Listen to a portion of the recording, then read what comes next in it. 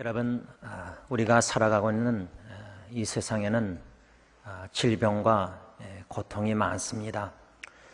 즐겨 부르는 찬송가 중에 이 세상에 근심된 일이 많고 권고한 일이 많고 죄악된 일이 많고 참으로 죽을 일이 쌓인 세상입니다.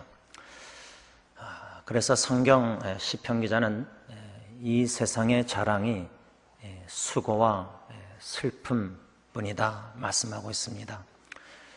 특히 우리가 제일 사랑하는 가족, 식구, 아내든 남편이든 부모님이든 또한 특히 우리 사랑하는 자녀가 예기치 못한 질병으로 중환자실에서 고통 중에 있을 때 부모의 마음, 더 나아가서 할아버지, 할머니의 마음, 그 고통은 헤아릴 수가 없습니다.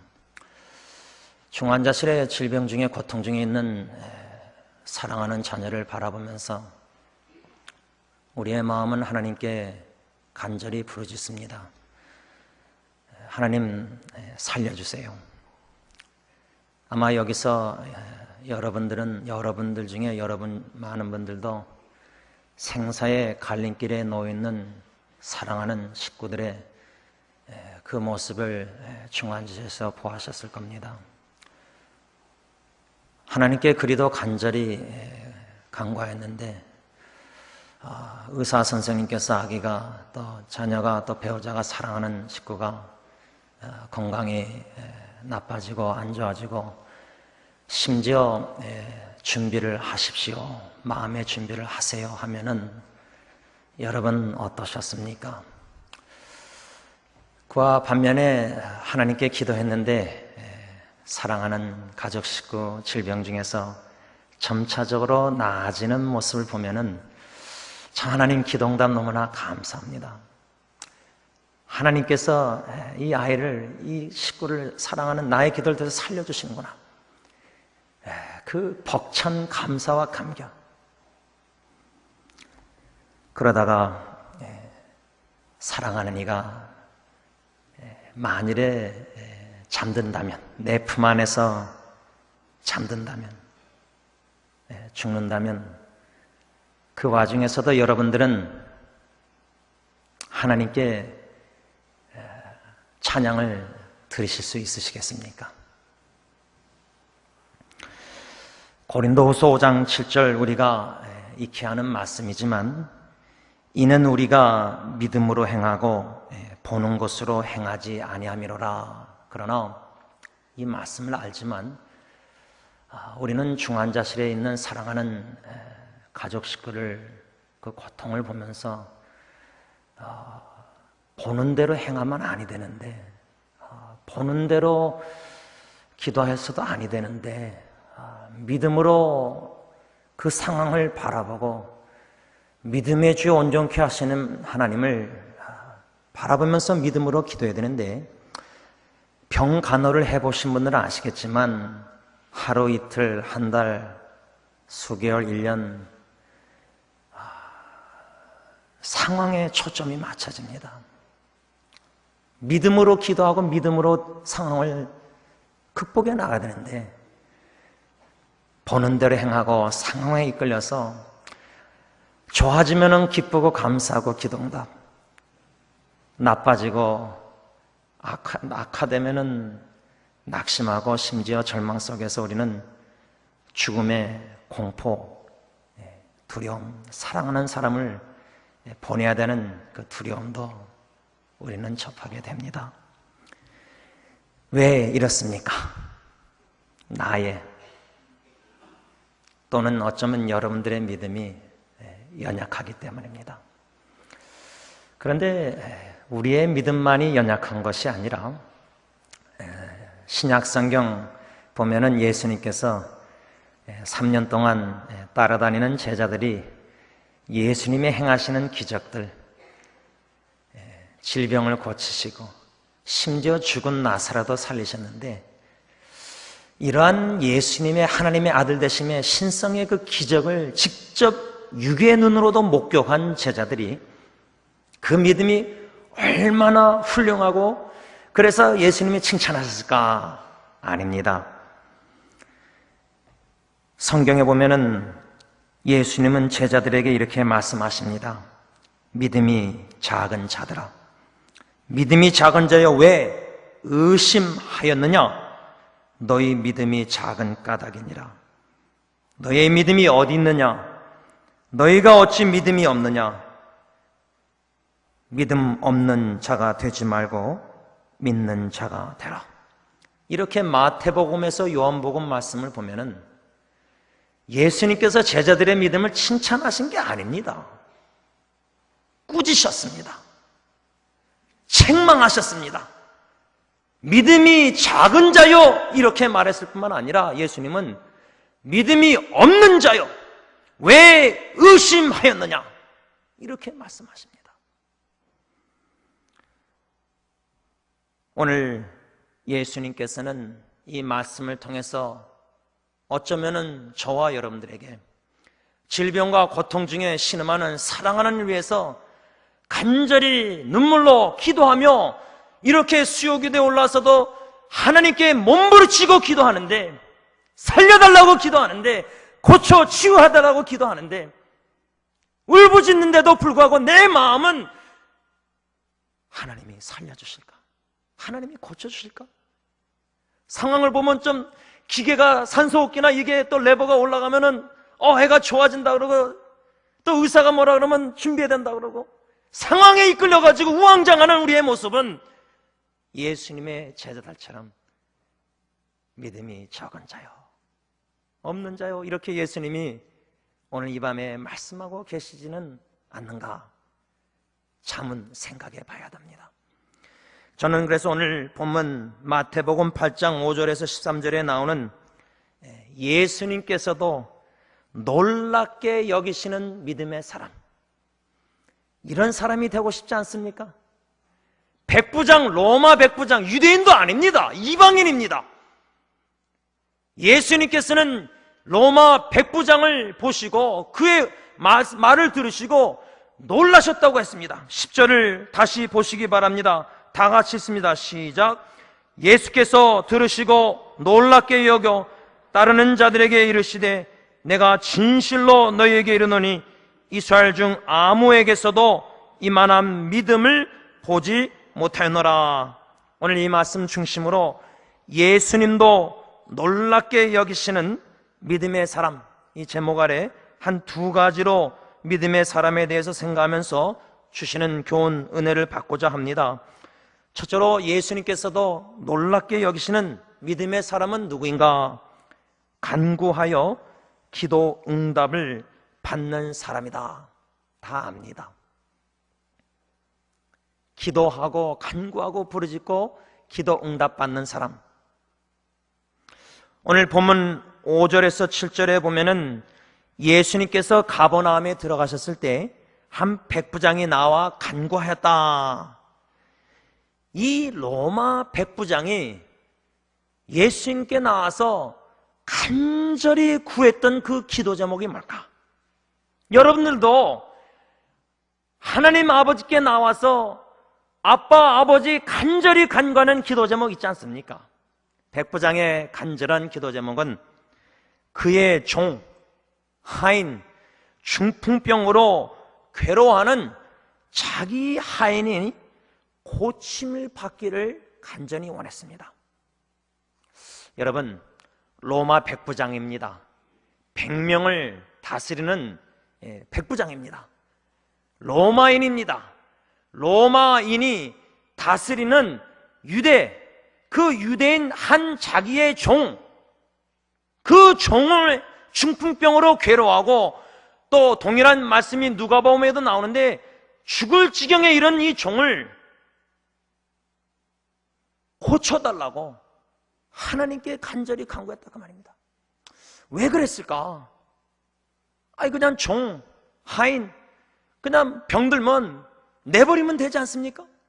다른 유대인 종을 또 돈 주고 사든지 해서 종 머슴처럼 부리면 되는데 왜 이 로마 백부장은 이 종 하인을 병들은 이 죽을 지경에 있는 이 심령을 왜 예수님께 나와서 간절히 고쳐달라고 구했을까? 오늘 본문에는 나와 있지 않지만 동일한 이야기 말씀 누가복음 7장 2절에 이렇게 기록하고 있습니다. 어떤 백부장의 사랑하는 종이 병들어 죽게 되었더니 그겁니다. 우리가 중보기도하는 간절한 기도 제목들 보면은 내가 그리도 사랑하는 가족 식구 아닙니까? 부모의 마음은 사랑하는 자녀.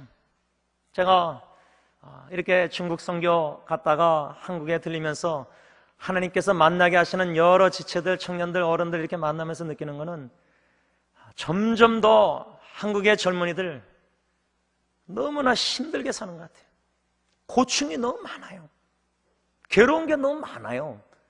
눈물을 흘립니다. 앞에서 상처와 아픔과 어디 가서 그것을 나눌 수 있습니까? 심지어 교회 담당 목사에게도 나눌 수 없고 같은 공동체 소그룹에서도 나눌 수가 없는 상황.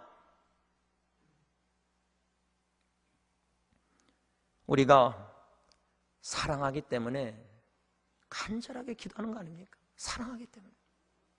이 백부장은 이 종을 사랑했을 뿐만 아니라 누가복음 7장 가서 보면은 예수님께 나온 유대인 장로들, 즉 이 로마 백부장이 마태복음에는 직접 예수님께 나가서 간구했던 것처럼 마태는 묘사하고 있는데 저자 누가 의사는 누가복음에서 이 백부장이 유대인 장로들을 보냈다고 합니다. 유대인 예수님에게. 이 유대인 장로들이 예수님께 나와서 간구했는데 이 백부장에 대해서 뭐라고 말하냐면 4절 5절 누가복음 7장 보면 이 일을 하시는 것이 이 사람에게는 합당하나이다. 그가 우리 민족을 사랑하고 또한 우리를 위하여 회당을 지었나이다. 무엇이 마땅하고 합당하다고 유대 장로들이 로마 백부장에 대해서 예수님에 속였느냐? 예수님, 우리가 간구하는데 이 종을 고쳐달라고. 예수님이 이 백부장을 보시고 유대인을 사랑하는 이 백부장을 보시고 이 종을, 이 사람의 종을 고쳐주시는 것이, 일을 하는 것이 합당합니다. 이거예요. 왜? 유대인 민족을 사랑해서 로마 백부장이 유대인 회당을 지어준 겁니다. 상상이 되십니까? 일제시대 때 일본 한 사람이, 높은 사람이 한국 사람들을 위해서 사랑한다시고 병들면 병원에 데리고 가고 치료해주고 하면서 교회를 줘주고, 이게 상상이 됩니까? 로마 백부장이 왜 유대인 민족, 사랑하는 이 민족을 위해서 회당까지 줘주면서 그 한 영혼, 죽어가는 질병에 죽어가는 한 영혼을 살려달라고, 고쳐달라고 예수님께 간구하는 거예요. 저는 이 백부장의 모습을 묵상할 때에 마태복음 5장에 나오는 8복, 8가지 행복의 예수님의 말씀을 보면은 긍휼히 여기는 자는 복이 있나니, 5번째 복. 긍휼히 여기는 것이 무엇입니까? 하인이라 할지라도 예수님이 지극히 높은 곳에서 성육신하여 낮고 낮은 천한 땅에 하나님과 원수된 죄인 중에 괴수들인 저와 같이 영원히 죽어야 할 영혼들을 불쌍히 여기신 게 아닙니까? 로마 백부장 이 유대인 종을 긍휼히 여겼다. 무슨 말입니까? compassion, 함께 고통을 나눴다는 겁니다. 자식이 아프면 어미의 마음 찢어집니다. 그렇지 않습니까? 함께 고통을 나누지 않습니까? 아니 100%가 아니라 120%더 고통을 우리가 느끼고 있지 않습니까?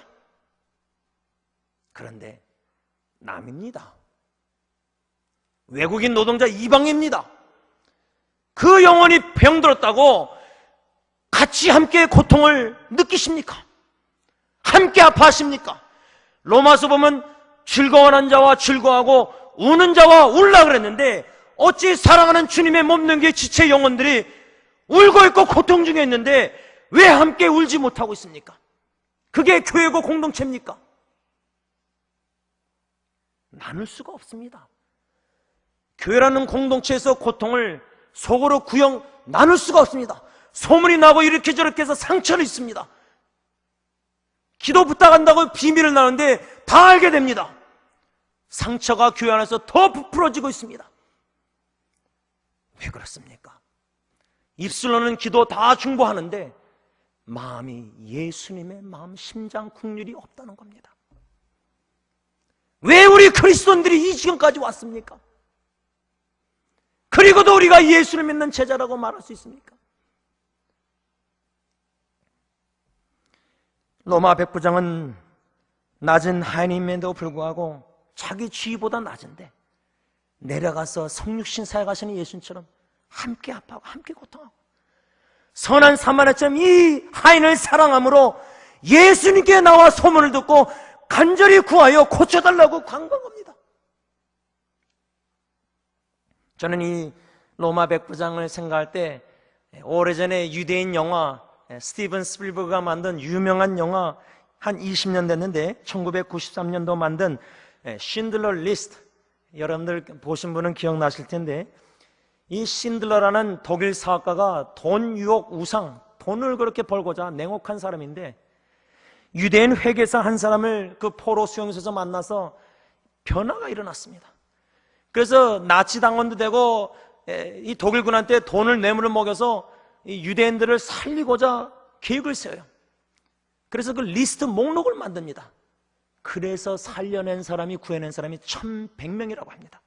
근데 그 영화가 끝난 후에 그 실제로 다 많이 죽었지만 그 신들러라는 사람도 죽었고 그 사람을 통해서 살림을 받은, 구함을 받은 유대인들이 인터뷰하는 장면이 나옵니다. 실제 사람들이.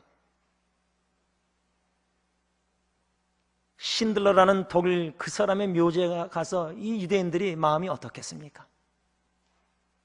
로마 백부장을 통해서 이방인, 아니 유대인 이 한 지극히 낮은 한 종 살림을 받는 역사. 여러분, 오늘 이 저녁에 주님의 전에 올라와서 간절히 기도하는 기도 제목 중에 특히 우리는 사랑하는 가족입니다. 이 육신의 가정이 사랑하는 배우자, 자녀, 질병과 고통, 암, 여러 질병에 고통당하고 있는 지체들이, 사람들이 얼마나 가족에 많습니까? 백부장처럼 하나님 앞에 간절히 우리가 기도할진데 어떻게 기도해야 되냐, 이 질문입니다. 감정적으로 너무 슬프고 아프고 함께 고통을 넣으니까 눈물밖에 안 나오고 기도가 막힙니다. 너무 아프면 기도를 어떻게 해야 될지 모릅니다. 한 세 가지로 말씀 중심으로 어떻게 우리가 질병 고통 중에 있는 사랑하는 식구들을 위해서 기도할 것인가. 히브리서 12장 2절 다 하시는 말씀, 믿음의 주요 또 온전케 하시는 인 예수를 바라보자. 여러분, 우리가 질병 고통 중에 심지어 죽어가는 사랑하는 형제자매 식구들을 기도할 때 하나님의 주권을 인정해야 합니다. 우리의 죄 때문에 질병이 온 건지, 죄가 없는데 욥처럼 하나님이 단련의 폭풍으로 이런 질병이 있는 건지 우린 모릅니다. 아니, 적어도 자기의 죄를 깨닫고 아는 자는 나의 죄 때문에 이런 질병이 올 수도 있구나 하는 생각도 할 수가 있습니다. 중요한 거는 우리의 삶 속에, 하나님의 자녀의 삶 속에 일어나는 질병이든 모든 고통스러운 위기는 하나님의 주권 속에 있다는 겁니다. 우연은 없습니다. 우리가 볼 때는 우연이지만 하나님의 관점에서는 하나님이 다스리시고 주관하시고 그리도 예수 피로 사랑하시는 저 여러분들 이런저런 모든 일을 섭리해서 합력해서 선을 이루십니다. 그래서 하나님의 주권을 인정하면서 그 질병과 고통 현실을 우리는 부인하고 왜 이런 일이 내 자녀에게 일어나는가 자꾸만 디나이, 부인하는 게 아니라 받아들여야 됩니다. 하나님의 주권을 인정하면서 그 고통스러운 질병 위기 상황을 받아들여야 됩니다. 믿음의 주요 온전케 하시는 예수를 바라봄으로 받아야 되는 상황을 받습니다. 그러한 가운데 두 번째, 우리는 기도할 때 믿음으로 기도해야지 눈으로 보는 대로 기도하면 안 되겠다. 고린도후서 5장 7절 이미 읽었죠? 믿음으로 행하고 보는 것을 행하지 말라. 이건 참 쉽지 않습니다. 중환자실에 계속 다녀보십시오. 그 기계들 냄새들 이게 막 엄청납니다. 기가 이런 모든 게 좋아지면 좋아지는 거, 낮아지면 막 불안해하고, 그런 상황에 정복을 당하는 것이 아니라 이 상황도 주권 속에서 다스리시는 그 하나님을 바라볼 때 믿음으로 기도해야지 상황에 정복당하 이끌려 우왕좌왕 기도하면 안 된다 그 말입니다. 그런데 제일 중요한 건 뭐냐? 세 번째, 마지막으로 뭐냐? 우리는 기도할 때 What is God's will? 하나님의 뜻이 뭘까? 살려주시는 것일까? 힐링 고쳐주시는 것일까? 아니면 데려가시는 것일까? 이 하나님의 뜻을 좀 성숙하다시고 생각을 많이 하고 기도하는데, 그러한 기도보다 Who is my God? 하나님은 누구신가? 영광 받으시기에 합당하신 하나님, 이 위기와 질병과 고통, 심지어 생사의 갈림길에 놓여 있을지라도 하나님의 영광을 나타내 주시옵소서. 살려주셔서 치유하심으로 영광을 나타내 주시든지 죽음을 통해서라도 영광을 나타내 주시옵소서. 이렇게 기도 오늘 밤에 드리실 수 있겠습니까? 사랑하는 자식의 죽음을 통해서 아버지 하나님께서 독생자 예수님을 십자가에 죽게 하신 것, 죽음을 통해서 아버지의 사랑을 더 깊이 체험하는 영광스러운 그 자리에 들어가고 싶지 않으십니까? 마지막 둘째로 예수님께서도 놀랍게 여기시는 믿음의 사람은 누구인가? 하나님의 말씀의 능력을 믿는 사람이다. 백부장이 대답하여 이르되 주여 내 집에 들어오심을 나는 감당하지 못하겠사오니 다만 말씀으로만 하옵소서. 그러면 내 하인이 낫겠사옵나이다. 여러분, 우리가 질병과 고통 위기에 있는 사랑하는 식구를 위해서 기도할 때 감정적으로 아파서 너무 힘들어서 막 울부짖을 때가 많아요. 그래서 우리 기도 내용을 뒤돌아보지 못합니다. 한번 우리의 하나님께 말하는 기도 내용을 보면은 뭐 녹음할 수도 없지만, 그렇죠? 많은 기도가, 위기 가운데 드려지는 기도가 내 입장에서 하나님께 드리는 기도, 하나님의 입장에서 받을 만한 합당한 기도일까? 그러면 하나님이 보시기에 합당한 받을 만한 기도는 뭔가? 말씀 중심적인 기도입니다. 감정이 아닌 사실 말씀에 근거한 기도라고 말이에요. 오늘 이 말씀을 받고 기도할 때 하나님 로마 백부장의 말씀을 주셨는데, 그렇게 간절히 긍휼히 여기는 마음으로 종을 해서 간구한 백부장, 내가 가서 고쳐주리라. 기도 응답받지 않았습니까? 말씀의 음성을 듣지 않았습니까? 그 말씀을 붙잡고 기도해야 되지 않겠습니까?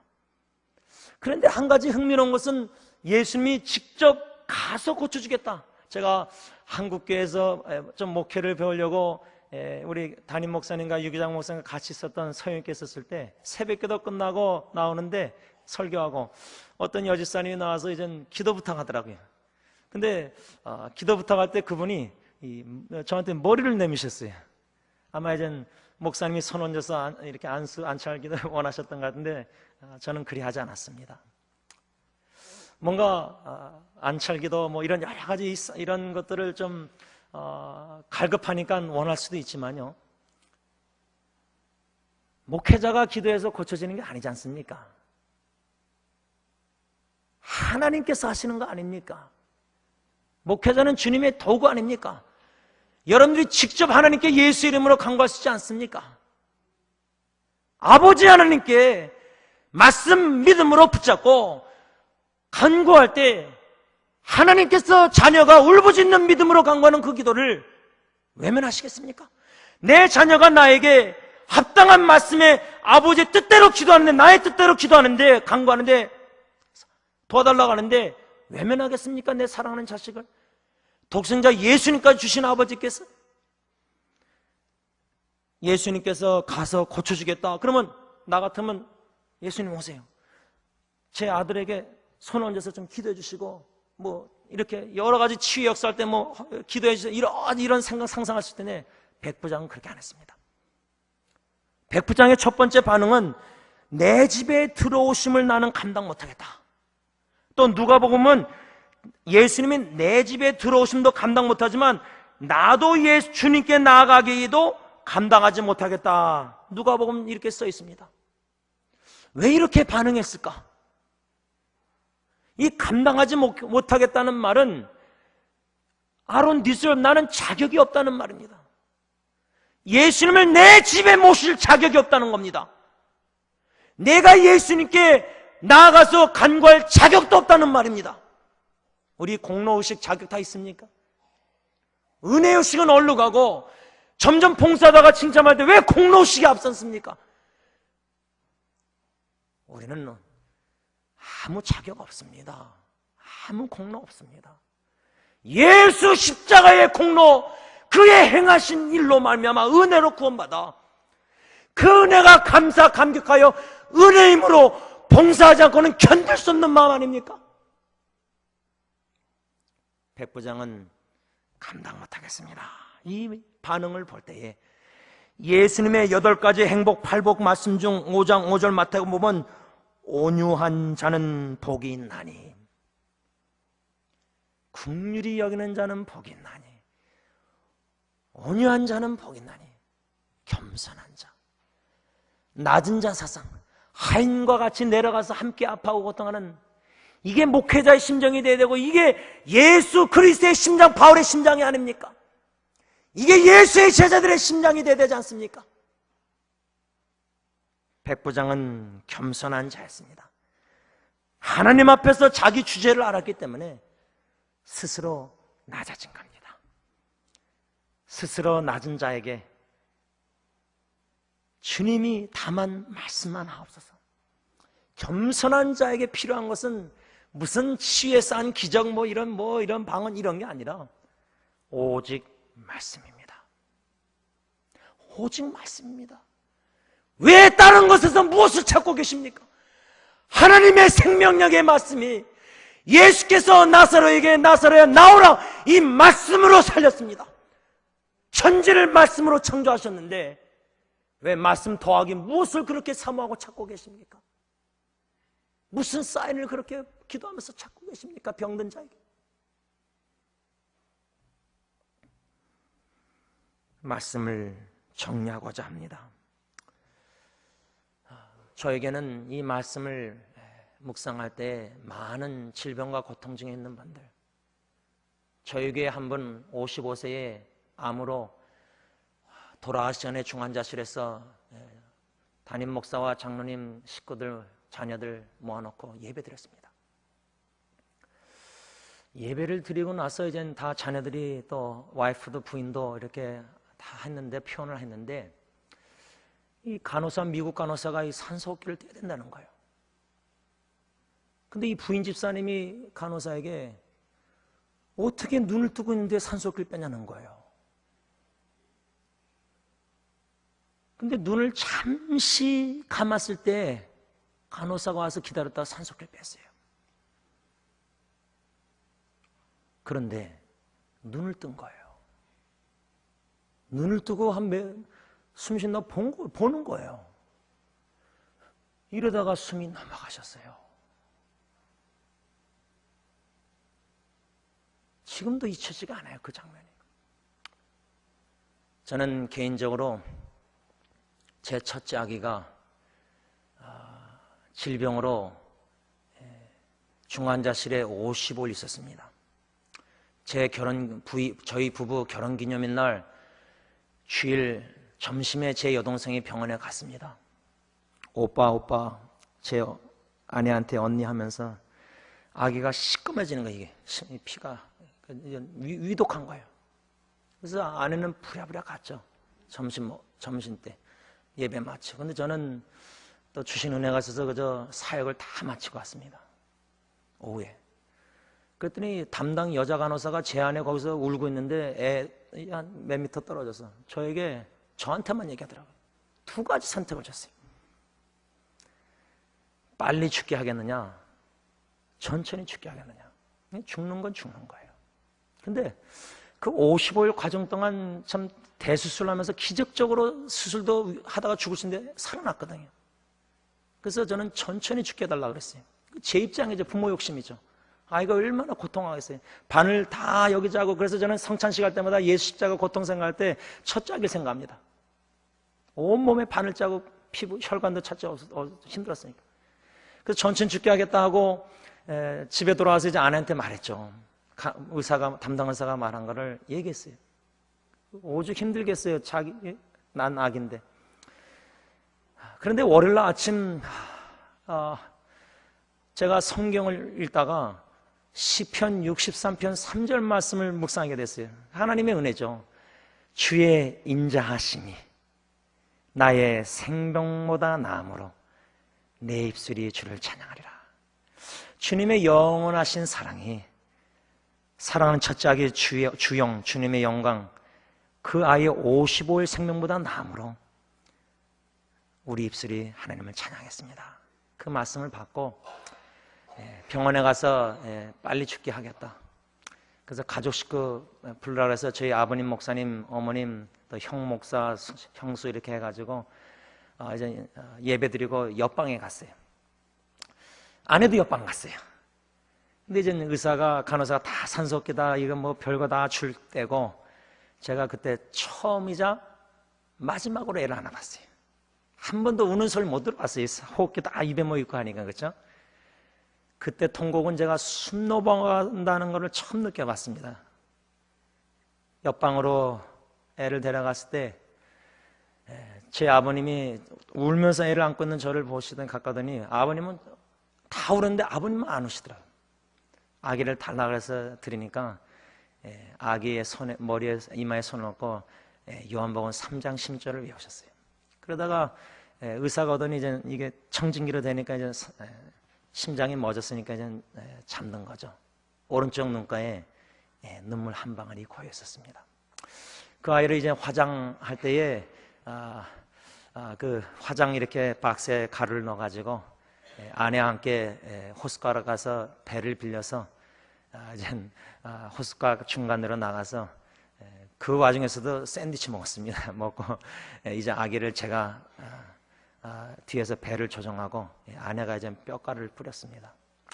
그리고 다시 육지로 돌아오는데 아내가 배 앞에 있고 저는 뒤에서 조정하는데 갑자기 뒤를 보더니 저한테 타이타닉, 이런데 타이타닉 여기 영화 기억하시죠? 앞에서 이렇게 근데 그 눈물 흘리면서 타이타닉 농담하는 아내를 볼 때에 제가 그 호숫가의 하늘, 푸른 하늘과 산과 그 자연을 보면서 My Savior's love for me, 나를 향하신 하나님의 구원, 그 가사가 하나님의 사랑이 얼마나, 구원의 사랑이 굉장한지요, 얼마나 놀라운지요, 그 찬양을 불렀습니다.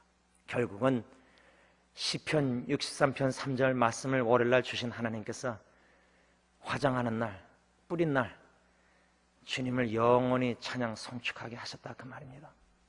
아기의 죽음을 통해서 독생자 예수님을, 나와 여러분들 같은 죄인을 구원하시고자 십자가에 내어주신 하나님 아버지의 사랑을 조금이나마 느끼고 체험하게 되었다, 그 말입니다. 그런 축복이 오늘 밤 여러분들 간구하는 가운데 있기를 예수님의 이름으로 축원합니다. 기도하겠습니다. 아버지 하나님, 이 가운데 사랑하는 가족 식구의 질병과 고통 중에 그 모습을 매일매일 순간 병관하면서 보면서 아무도 이해할 수 없는 하나님과 나만의 극심한 괴로움과 고통 중에 있는, 하나님이 그리도 사랑하시는, 존귀하게 여기시는 하나님의 자녀를 주님의 품 안에 안아주시옵기만을 간절히 원하고 합니다. 하나님이여, 간구하는 사랑하는 하나님의 자녀의 마음에 주님의 잔잔한 음성을 들려주시고 그 음성을 믿음으로 받아 붙잡고 아버지 하나님을 갈급하게 차며 소망 가운데 기도함으로 말미암아 하나님의 영원한 십자가의 사랑을 깨닫게 하시사 살든지 죽든지 주님의 뜻대로 하옵소서 하면서 나의 평생에 영원히 여호와를 송축하리라 헌신하는 예배자들로 다 세워 주시옵소서. 예수님의 이름으로 감사하며 기도를 올리옵나이다. 아멘. 하나님께서 저와 여러분들의 삶을 주관하시는 줄 여러분 믿으십니까? 하나님의 주권적인 뜻이 저와 여러분들의 삶 속에 반드시 이루신다는 사실도 믿으십니까? 그런데 그 하나님의 주권적인 뜻이 삶과 죽음의 갈림길에서 사는 것이 아니라 죽는 것이라면 그 주권적인 뜻도 여러분들은 믿음으로 받아들이실 수 있으시겠습니까?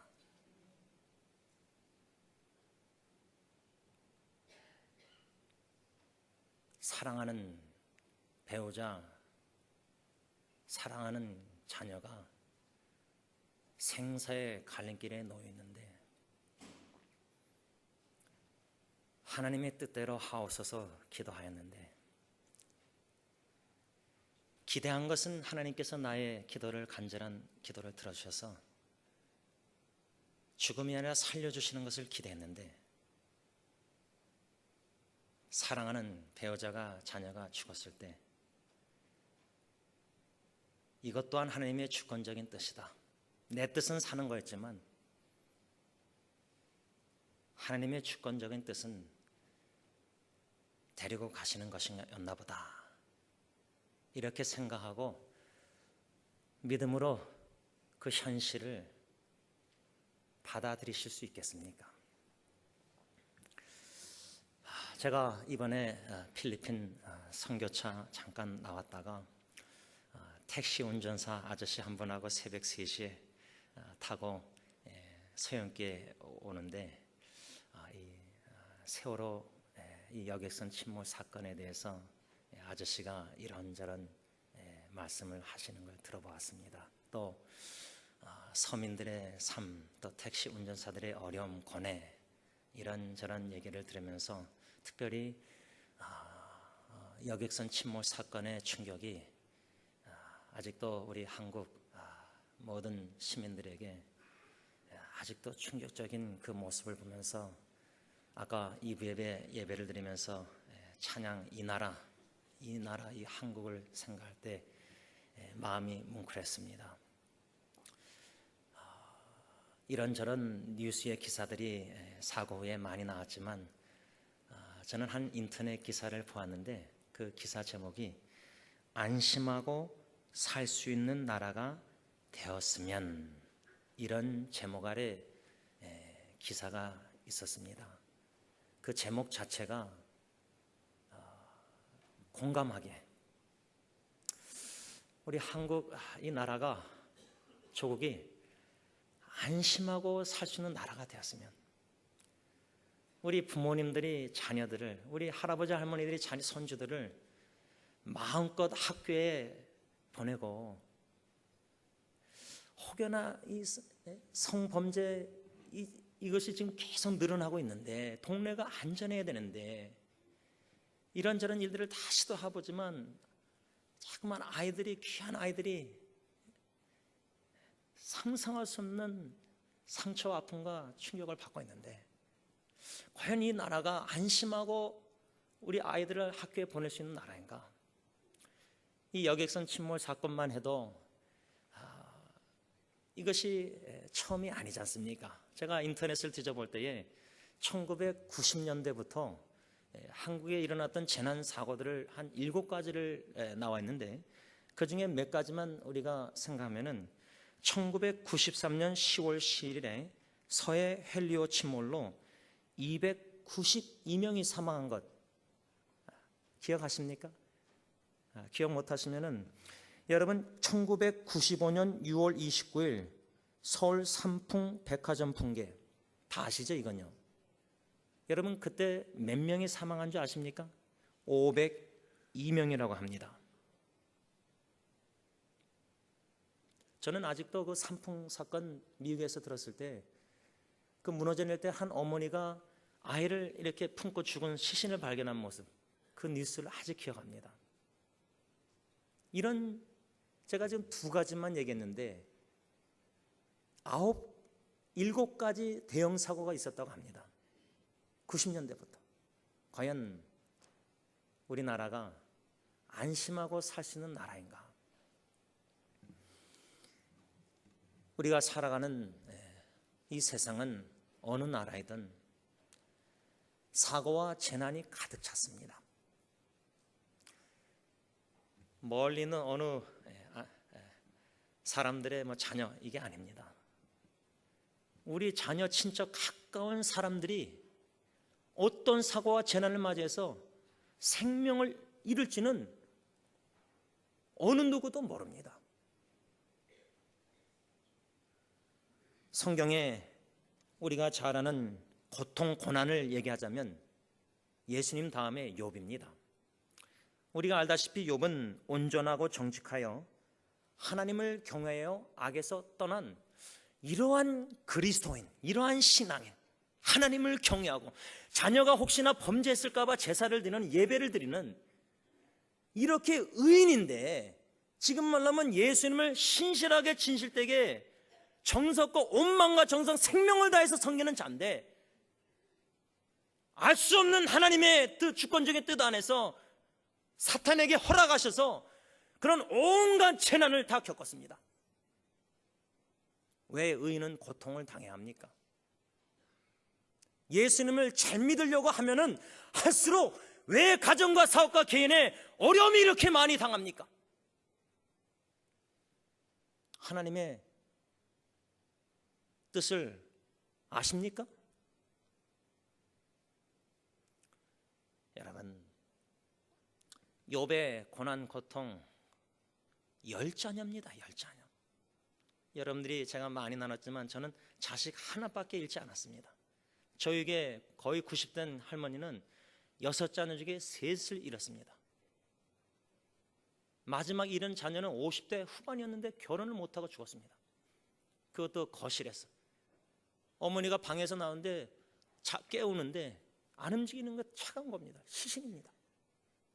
갔을 때 막 바닥에서 그냥 뒹구시면서 막 통곡하시는 거예요. 그런데 10자녀를 욥은 잃은 겁니다. 재물 재산 다 없어지는 건 둘째치고요, 자기가 극심한 건강에 악창 고통, 그것도 괜찮아요. 사랑하는 자식이 10명이나 잃었는데 어떻게 그는 하나님을 찬양하고 경배했습니까? 어떻게 그는 입술로 원망하는 죄를 범하지 않았습니까?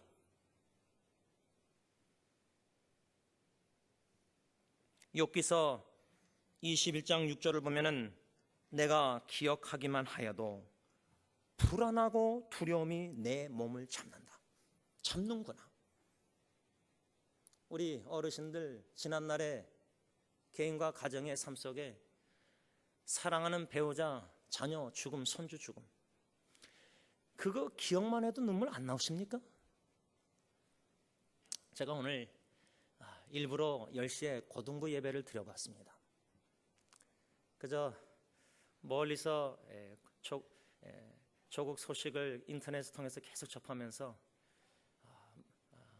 서영께 출신 어느 사모님이 다른 교회에서 사역하시는데 고등학생들이 공황, 우울증 이런 감당할 수 있는 일들이 일어나고 있는 거죠. 파장이 엄청나게 큰 것 같아요. 그래서 고등부를 참여해 봤습니다. 예배를. 이렇게 오늘 어버이 주일 초청해서 막 하는데 이런저런 마음의 생각이 들었습니다. 사랑하는 자녀가 예기치 않는 재난과 사고로 내 자녀가 그럴 수도 있습니다.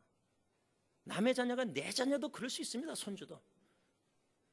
그런 일을 이미 겪으신 과거의 여러분들은 그 사건을, 사랑하는 일을 잃었었던 그 기억만 해도 불안하고 두려움과 걱정, 근심, 눈물이 나오지 않습니까?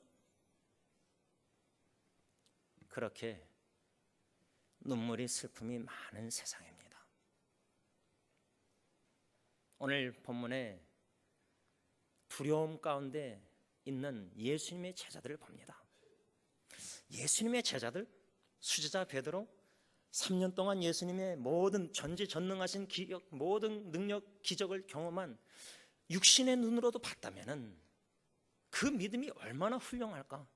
우리는 뭐 육신의 눈으로 뭐 예수님과 함께 제자 이게 아니지 않습니까? 그런 제자들이 극심한 공포, 두려움에 처해 있었습니다. 왜 그들은 극심한 공포, 두려움에 처해 있었는가? 오늘 보면 24절 보면 배가 이미 육지에서 술이나 떠나서 바람이 거스름으로 물결로 말미암아 고난을 당하더라. 고난을 당하더라. 배를 타고 제자들이 예수님의 오병이어의 기적 후에 유대인들이 예수님을 이스라엘 왕으로 모시려고 할 때에 예수님은 제자들을 먼저 건너편으로 보내고 배를 타고 예수님은 그 무리들과 작별하여 산으로 가서 기도하고, 근데 그 예수님이 없는 그 배 안, 제자들만 있었던 배. 근데 요한복음 보면은 똑같은 이야기가 요한복음 나오는데 강한 바람, strong wind, 큰 바람, great wind, 강한 strong wind가 바람이 불면은 당연히 파도가 치지 않겠습니까? 강한 바람, 강한 큰 파도가 칠 때에 타고 있는 배가 얼마나 불안하고 죽음의 공포에 두려움이 있겠습니까? 제가 기사를 계속 4월 16일 이후로 보면서 시신들을 찾는데 잠수부들이 그 아이들의 손가락이 시꺼매지고 막 이런 얘기 하면은 그저 상상합니다. 저는 잘 모르지만 상상합니다. 내가 그 배 객실 안에 있는데 구명조끼 입었는데 물이 점점 차오르고 산소는 점점 숨쉬기는, 우리가 예수를 믿고 죽음에 두려움이 없다 할지라도 그런 상황에 처해 있다면 그 1초 1초 순간순간은 극심한 죽음의 공포를 느낍니다. 생각만 해도, 내 자식, 내 손주가 그런 상황에 상상만 해도 두려운 겁니다. 그래서 그 유가족들이 인터넷 신문 보니까 한 어머니가 거기서 바다를 보면서 눈물 흘리는 모습. 무슨 어머니가 무슨 상상을 하겠어요? 지금 배가 점점 침몰, 그 과정을 여러분들 다 뉴스를 봤지 않습니까? 그 어미의 심정은 어떻겠습니까? 제자들이 큰 바람과 파도 속에서 그 배 안에서 마치 요나처럼 배가 깨지게 되는 정도, 그러면 생사의 갈림길에 놓여 있는 겁니다. 죽기 아니면 살기입니다. 그래서 제자들은 두려움 가운데 있었습니다. 그럴 때 인간의 본능은 다 똑같습니다. 예수님의 훌륭한 믿음 있는 제자들, 그들이나 또 여객선 침몰할 때 그 사람들이나 우리나 다 똑같습니다. 그런 상황에 있으면 제자들은 어떻게 했죠? 힘써 노를 저었습니다. 파도와 바람과 싸우는 겁니다. 요나서를 보면 불순종하는 요나 도망갈 때 창조자 하나님이 큰 바람, 파도, 그래서 배가 깨지게 될 때에 나를 바다에 던지라 할 때 사공 불신자들이 오히려 요나를 살리려고 막 배를 힘써 노를 접니다. 천지 창조하신 하나님과 사공들과 싸우는 겁니다. 하나님의 뜻은 요나가 바다에 던져진 바 되는 겁니다. 자기 자신을 바다에 던진다는 거, 자기 죄로 인해서 도망가면서 들킬 때 나를 바다에 던지라, 그건 뭡니까? 하나님께 맡기고 자기를 바다에 던지는 건 죽기로 각오하는 겁니다. 죽겠다는 거 아닙니까? 자기 자신을 바다에 던지라. 그때 사공들이 살려보려고 힘써 노를 접니다. 바람은 더 세게 붑니다. 힘써 노를 칠 때마다. 왜? 하나님의 주권적인 뜻은 사공들의 바람처럼 요나가 배 안에 있는 게 아니었습니다. 요나 말처럼 바다에 던진 바 되는 겁니다. 여러분, 살고자 발버둥치는 여러분들의 자녀 젊은이들의 모습을 보십니까? 어느 분하고 얘기하는데 미래가 불안하다고 합니다. 어머니, 아버님, 할아버지, 할머니 여러분들 세대하고 여러분들의 6.25 일제시대 모든 고통과 고난, 지금 시대에 편리하고 스마트폰 다 살기 좋은 것 같은데 여러분들의 자녀, 청년, 젊은이들이 미래에 대해서 불안해합니다. 대학, 직장 찾기 힘드니까 또 대학원, 여러 가지 고뇌, 고통, 또 다른 불안입니다. 두려움도 있을 겁니다. 공포가 있습니다. 예수님의 제자들의 두려움과 공포, 예수님이 함께 하지 않는 그 배, 큰 바람, 예기치 않는 인생의 바람과 파도와 고난이 저와 여러분들의 찾아올 때 우리도 제자들처럼 분명히 공포, 두려워할 겁니다. 두 번째, 제자들이 접한 두려운 상황은 무엇이었습니까? 힘써 노를 저어서 살아보려고 했을 때에 오늘 본문 26절 보면 제자들이 그가 바다 위로 걸어오심을 보고 놀라 유령이라 하며 무서워하여 소리 지르거늘. 상상해 보세요. 예수님이 함께 하지 않으십니다. 저와 여러분들이 배를 탔습니다. 그런데 예기치 않는 일기예보를 봤는데 그렇게 바람과 파도가 있다는 말이 없었는데 우리의 인생에 일기예보가 맞을 때가 얼마나 있습니까? 예기치 않는 파도가 인생의 가정에 고난이 있지 않습니까? 살아보려고 애쓰는데, 애써 힘써 노를 쳤는데, 그것도 오늘 본문 보면 밤 사경이란 말은 지금 말로 하면 새벽 3시부터 6시 그 사이, 다시 말하면 제자들은 파도와 싸우는 시간이, 힘써 노를 져서 싸우는 시간이 한두 시간이 아니었던 겁니다. 밤새도록 살고자 애쓴 겁니다. 힘써 노를 전 겁니다. 그러면은 기진맥직 탈진, 얼마나 그 사람들이 연약해져 있습니까? 심신이 탈진. 그런데 바다 보는데 물체가 걸어오는 겁니다. 바다 위로. 아, 예수님이다. 우리는 성경에 그렇게 써있으니까 왜 제자들이 예수님인지 못 알아봤을까? 여러분, 우리가 너무나 괴롭고요, 너무나 힘들고요, 제가 첫째 아기 죽어갈 때 기도도 안 나오고 너무나 힘듭니다. 기도도 안 나옵니다. 주위에서 기도해 주니까 견디는 거죠. 그렇게 살아보고자 배에서 바람과 싸우는, 그것도 밤새도록 싸웠는데 새벽 3시 적어도 전까지. 그러면 사람이 뭐가 보이겠습니까? 그런 연약한 철저히 탈진한 상태에서는 할렐루야 찬양 나와서 예배 기도드리고 아멘, 겉으로는 그래도요, 월요일날 또 주일날 직장 가고 여러 가지 가정에 가서 어린이를 또 상황을 그대로 두려운 상황을 보면요, 사람이 미칩니다. 지쳐서 그냥 자포자기하고 우울증 걸리고 죽고 싶은 충동이 듭니다. 나는 안 그러겠지. 아닙니다. 그런 상황에서 물체가 걸어올 때 유령이라. 그래서 그 헬라어 원어를 보면 극심한 공포증의 제자들이 있었던 겁니다. 파도와 싸우다가 이제 유령이 오는 겁니다. 왜 그들은 예수님을 알아보지 못하고 유령이라고 소리 질렀는가? 그 당시 유대인들 많은 사람들이 공유하고 있었던 belief, 믿음이랄까 생각은 뭐였냐면, 사상은 바다는 악한 영의 집이었다. 바다를 악한 영의 집으로 여겼습니다. 그 불신자들 사회에서. 그러니까 예수 믿는 자들이 불신자처럼 생각을 갖고 있는 거예요. 너무나 힘들고 지치니까 세상 사람들이 그 정도로 연약해진 겁니다. 믿음 없을 정도로. 그러니까 물체가 그러니까 유령이라. 세상 사람들의 생각을 이들이 가지고 그렇게 얘기한 거예요. 예수님을 악한 영으로 본 겁니다. 여긴 겁니다.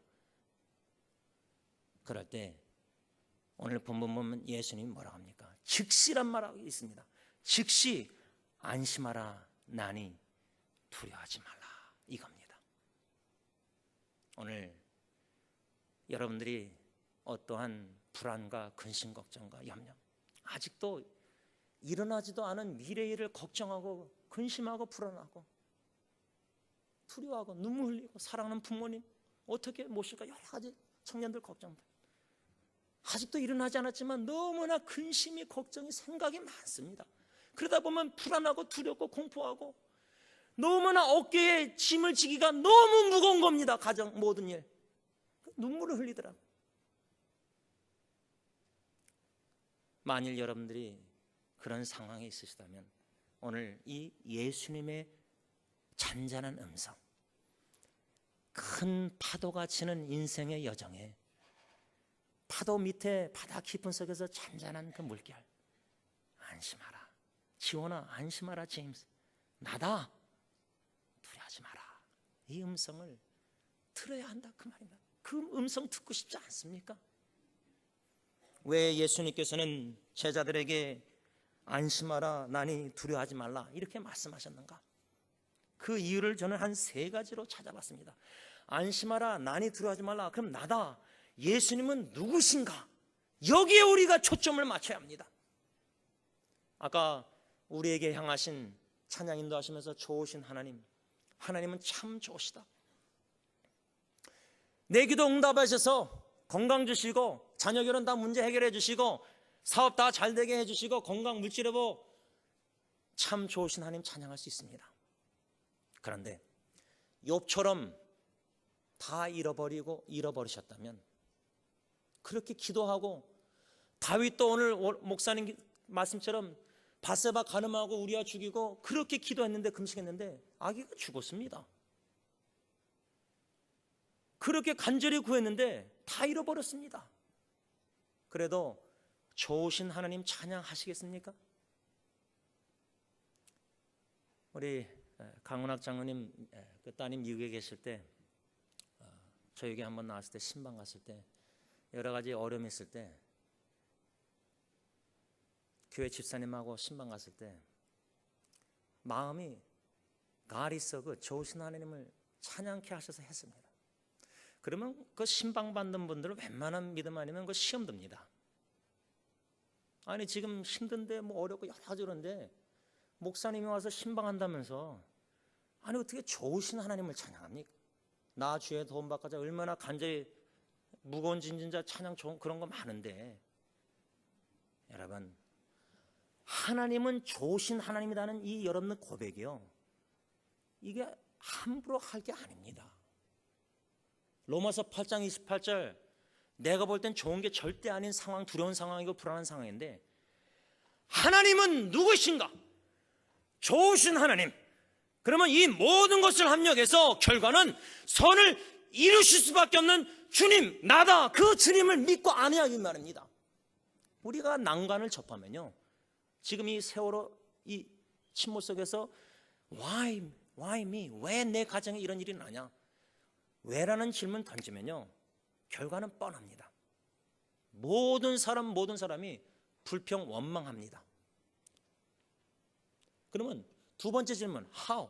어떻게 이런 일이 일어났지? 원인을 막 찾아냅니다. 뭐 찾아서 잘못한 사람 감옥에 넣고 다 그러겠죠. 그게 뭐 위로가 됩니까? 목사님, 하나님의 공의가 심판, 그 위로가 되죠. 신앙이 좀 있는 분들은 질문이 What is God's will? 하나님의 뜻이 무엇인가? 여러분, 우리 그렇게 지혜롭고 그렇게 하나님의 뜻 깊이 아는 사람 절대 아닙니다. 창조주 하나님의 생각이 하늘이면 우리 인간 피조물의 생각은 땅입니다. 천지차입니다, 생각이. 하나님이 우리의 인생의 여정의 배에 왜 예기치 않는 바람과 강한 파도를 일으키는지 여러분들 이해하십니까? 내가 뭐 잘못해서 죄를 져서 그런 것입니까? 욥은 뭐가 죄를 져서 그런 일을 당했습니까? 당대의 의인이고 하나님을 경외하고 악을 떠난 자인데, 순전한 자인데 왜 의인이 예수 잘 믿는 사람이 고통을 당해야 됩니까? 눈물 나오지 않습니까? 너무 괴롭지 않습니까?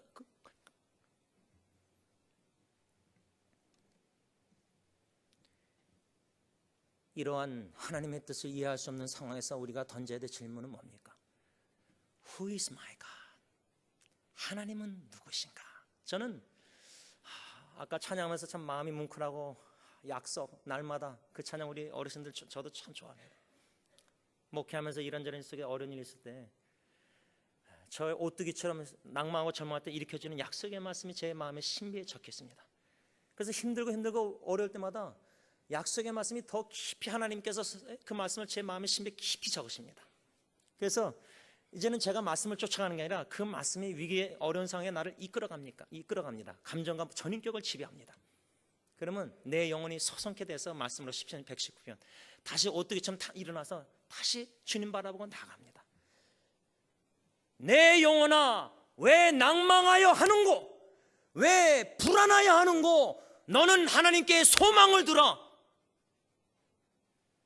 왜 상황을 바라봅니까? 왜 원망하고 불평하고 입술로 범죄합니까? 하나님의 뜻을 여러분들이 얼마나 안다고 그러십니까? 이런 상황에서도 참된 신앙에는 God is God. 하나님은 하나님이십니다. 참. 내 처자식이 다 죽어도 하나님은 하나님이시다 고백할 수 있어야 됩니다.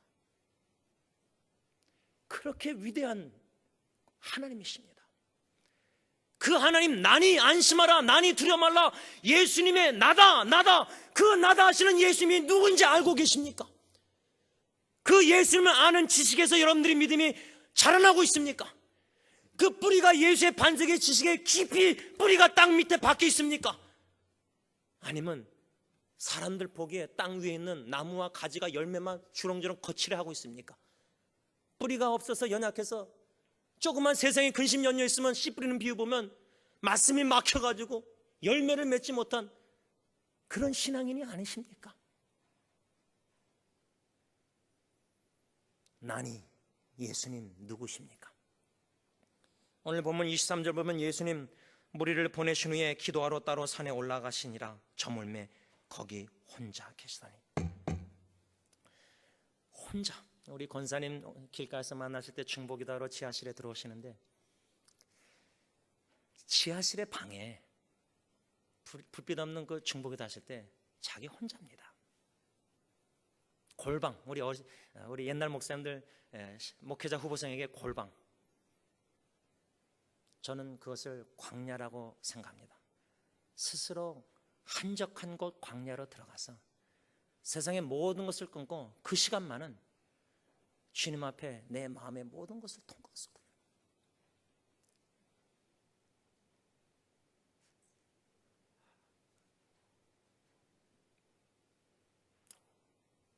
어느 누구에게도 나눌 수 없고 나눠도 이해할 수 없는 하나님과 나만의 관계에서의 그 무거운 짐. 골방에 들어가서 아빠, 아버지 성령의 인도하신다라. 클링 언투, 매달리는 겁니다. 누구한테 매달리겠습니까? 인간의 한계와 무능력함을 철저히 절망 속에서 깨달을 때는 갈망할 뿐이 주님밖에 없습니다. 소망할 뿐이 주님밖에 없습니다.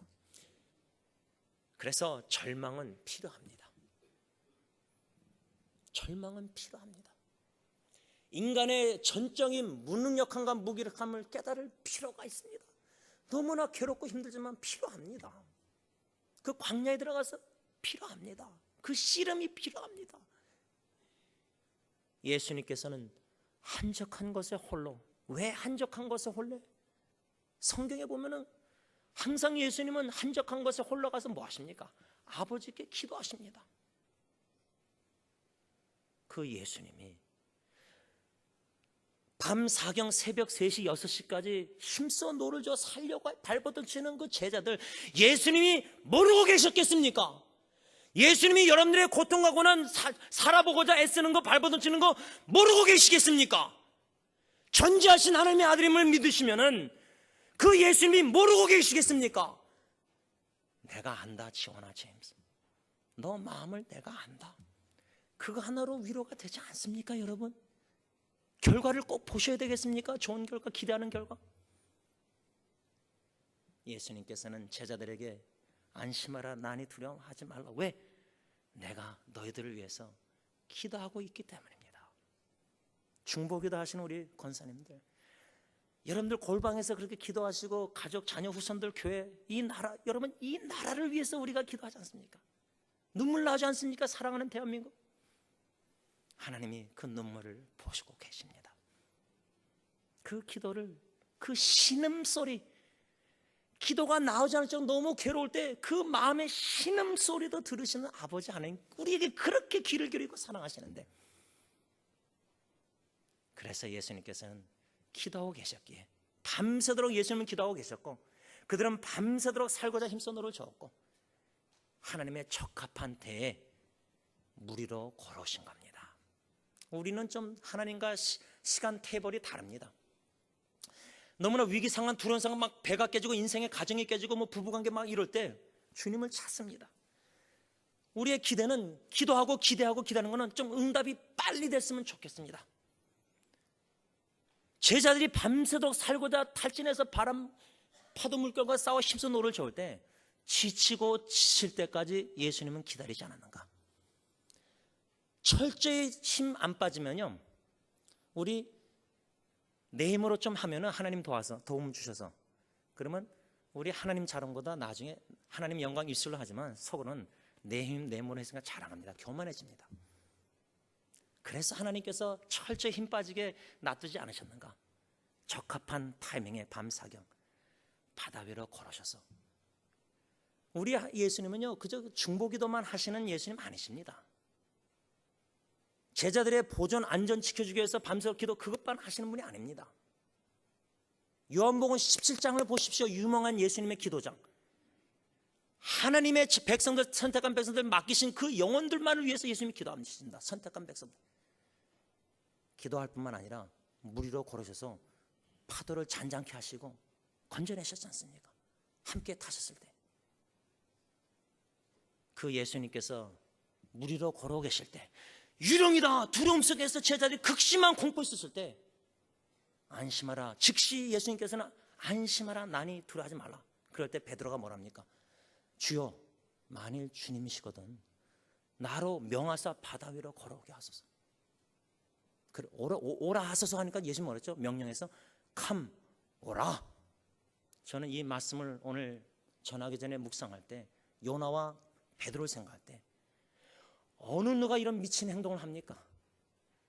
요나처럼 내 죄 때문에 이 모든 불신자 사공들이 나 때문에 피해를 본다면 전도에 방해를 하고 내가 하나님이 죄를 깨닫게 해서 나를 바다에 던지라 해서 우리가 내 몸을 던져 그 죽음의 바다에 나를 던지겠습니까? 죽고자 바다에 들어가겠습니까? 베드로도 오라 예수님 명하셨을 때 발을 내딛었습니다. 근데 그 바람을 봤을 때 빠졌지 않습니까? 즉시, 또 한 번 즉시란 단어가 납니다. 베드로가 주여 구원하소서, 즉시 손을 내면서 건져냈습니다. 왜 의심했느냐? 믿음이 작은 자요. 여러분, 우리가 생각할 때 절대 베드로는 믿음이 작은 자가 아닙니다. 여기 계신 분 어느 누구도 스스로 자포자기하는 주님께 뜻이라면, 주권적인 뜻이라면 자포자기하는 심정으로 요나처럼 베드로처럼 바다 위에 자기 내던지지 않습니다. 거기 걷지 않습니다. 왜? 죽을 것 뻔하니까. 바다를 보면 죽을 것 뻔합니다. 구원자, 천지 창조하신, 바다를 창조하신 예수님 주님이 건져진다 확신이 없는 이상은 그렇게 스스로 자포자기 죽으려고 바다 위에 자기 던지고 걷지 않습니다. 그런데 적어도 베드로는 걸었습니다. 얼마 그런지만 걸었습니다. 그런데 예수님은 믿음이 작은 자요 그랬습니다. 그렇다면 저와 여러분들의 믿음은 그렇게 훌륭하지 않습니다. 죄송하지만 참 보잘것없는 믿음입니다. 왜?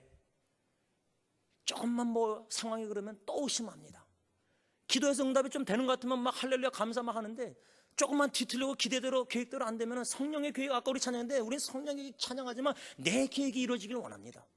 내 계획대로 안 되니까 또 불평, 원망, 두려워합니다. 근심, 걱정. 매일매일 살면서 불평을 입달고 삽니다. 그 똑같은 힘에서 하나님을 찬양하고 아멘합니다. 예수님의 기준으로는 베드로는 믿음이 작은 자입니다. 여러분, 그런 믿음이 작은 자도, 여러분 이거 참 놀랐습니다. 왜냐하면 오늘 14장의 이 침몰 이 이야기는요, 마태복음 8장에 이미 예수님이 함께 하시는 배에서 주무시고 계실 때 바람이 불 때 죽을까봐 예수님을 깨워서 바다를 잔잔케 하는 이미 이 예수님의 전능의 역사를 경험한 제자들인데, 비슷한 상황이 예수님이 다만 없을 뿐인데 기도하고 계셨는데 산에서 비슷한 상황에 또 있는데 또 죽을까 봐 두려워하고 믿음이 작은 자 이러고 있습니다.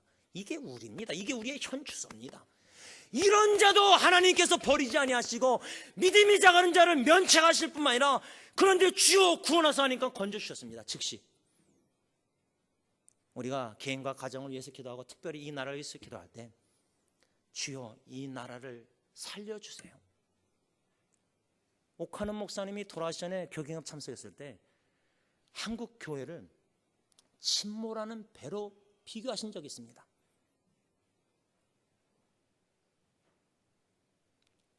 보이십니까?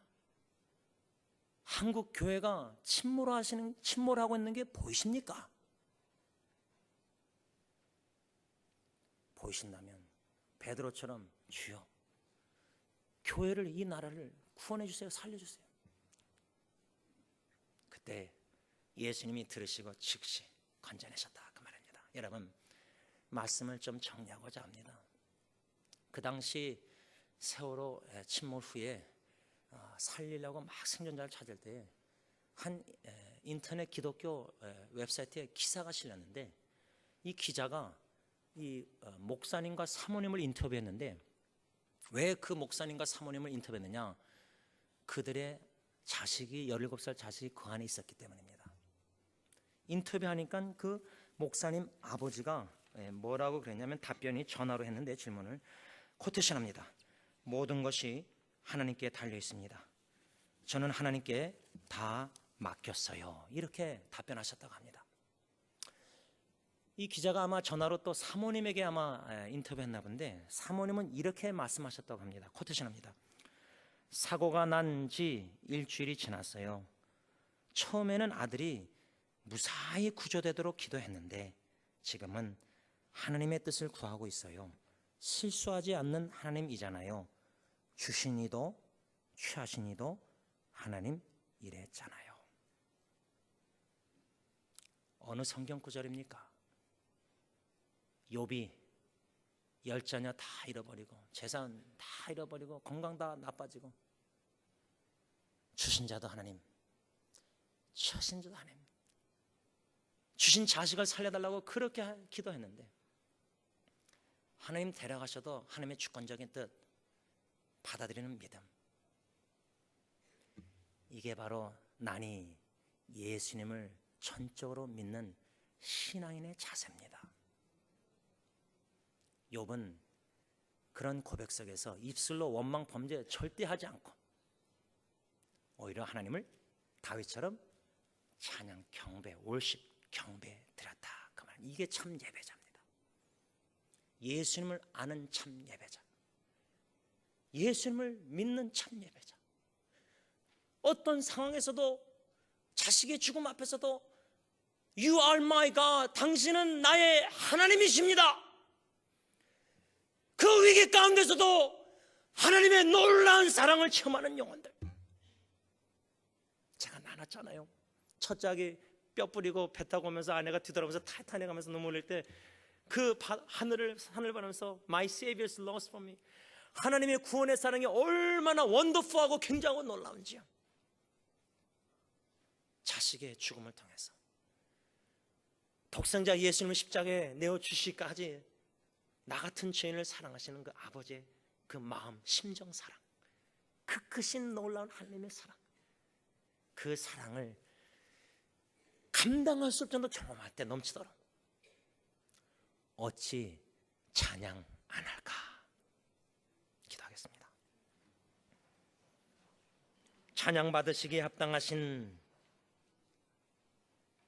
우리들의 아버지 하나님, 이 나라와 이 민족을 살려주시고 건져주시고 구원해 주시옵기만을 간절히 원합니다. 교회를, 한국 교회를 침몰하는 배를 주님이여 즉시 건져 주시옵기만을 간절히 원합니다. 주님이 기름 부어 세운 주님의 종들을 국률 자비 불쌍히 여기시사 회개케 하시고 다시금 도시에서 다윗처럼 왕궁에서 범죄하지 말게 하시고 스스로 유다 광야 도망갈지라도 광야로 들어가 고통 속에서 빚어지고 깎아지고 철저히 겸손케 하시사 다시금 소명을 되찾게 하시고 다시금 거룩성을 회복케 하시고 사도 바울처럼 생명보다 귀한 복음 전파 이 사명을 목숨을 걸고 감당하는 주님의 종들이 저희들이 다 되게 하여 주셨기만을 간절히 원하고 원합니다. 그러므로 말미암아 이 교회가 살고 한국교회가 살고 교계가 살고 이 나라가 삶으로 말미암아 온전히 안심하고 살고 평화를 누리고 두려워하지 않고 오직 예수 그리스도를 아는 지식과 자라나며 믿음에 자라서 주님 저 나라 소망의 나라 다다라는 그날까지 어린 양의 혼인잔치에 참여하는 그날 그 순간까지 믿음으로 사공되신 주님과 함께 향해를 걸어가는 저희들이 다 되게 하여 주시옵소서. 예수님의 이름으로 기도를 올리옵나이다. 아멘. 지난 16일 오전 한국 전라남도 진도군 인근 해상에서 일어난 여객선 사고, 여러분들이 다 뉴스를 통해서 접하신 줄 압니다. 온 국민이 충격에 빠져 있는데 이것은 고국 한국에 있는 국민들뿐만 아니라 저와 여러분들 같은 재미교포 세상에 흩어져 있는 한국 분들 큰 충격에 빠져 있는 줄 압니다. 이 사고에 대해서 세종신문이 2014년 4월 26일 날짜로 한 사람이 사설 논평을 했는데 그 기사가 제 눈에 좀 관심을 끌게 한 이유가 뭐냐면 그 제목이 코테션합니다. 안심하고 살 수 있는 나라가 되었으면. 좀 안심하고 살 수 있는 나라가 되었으면.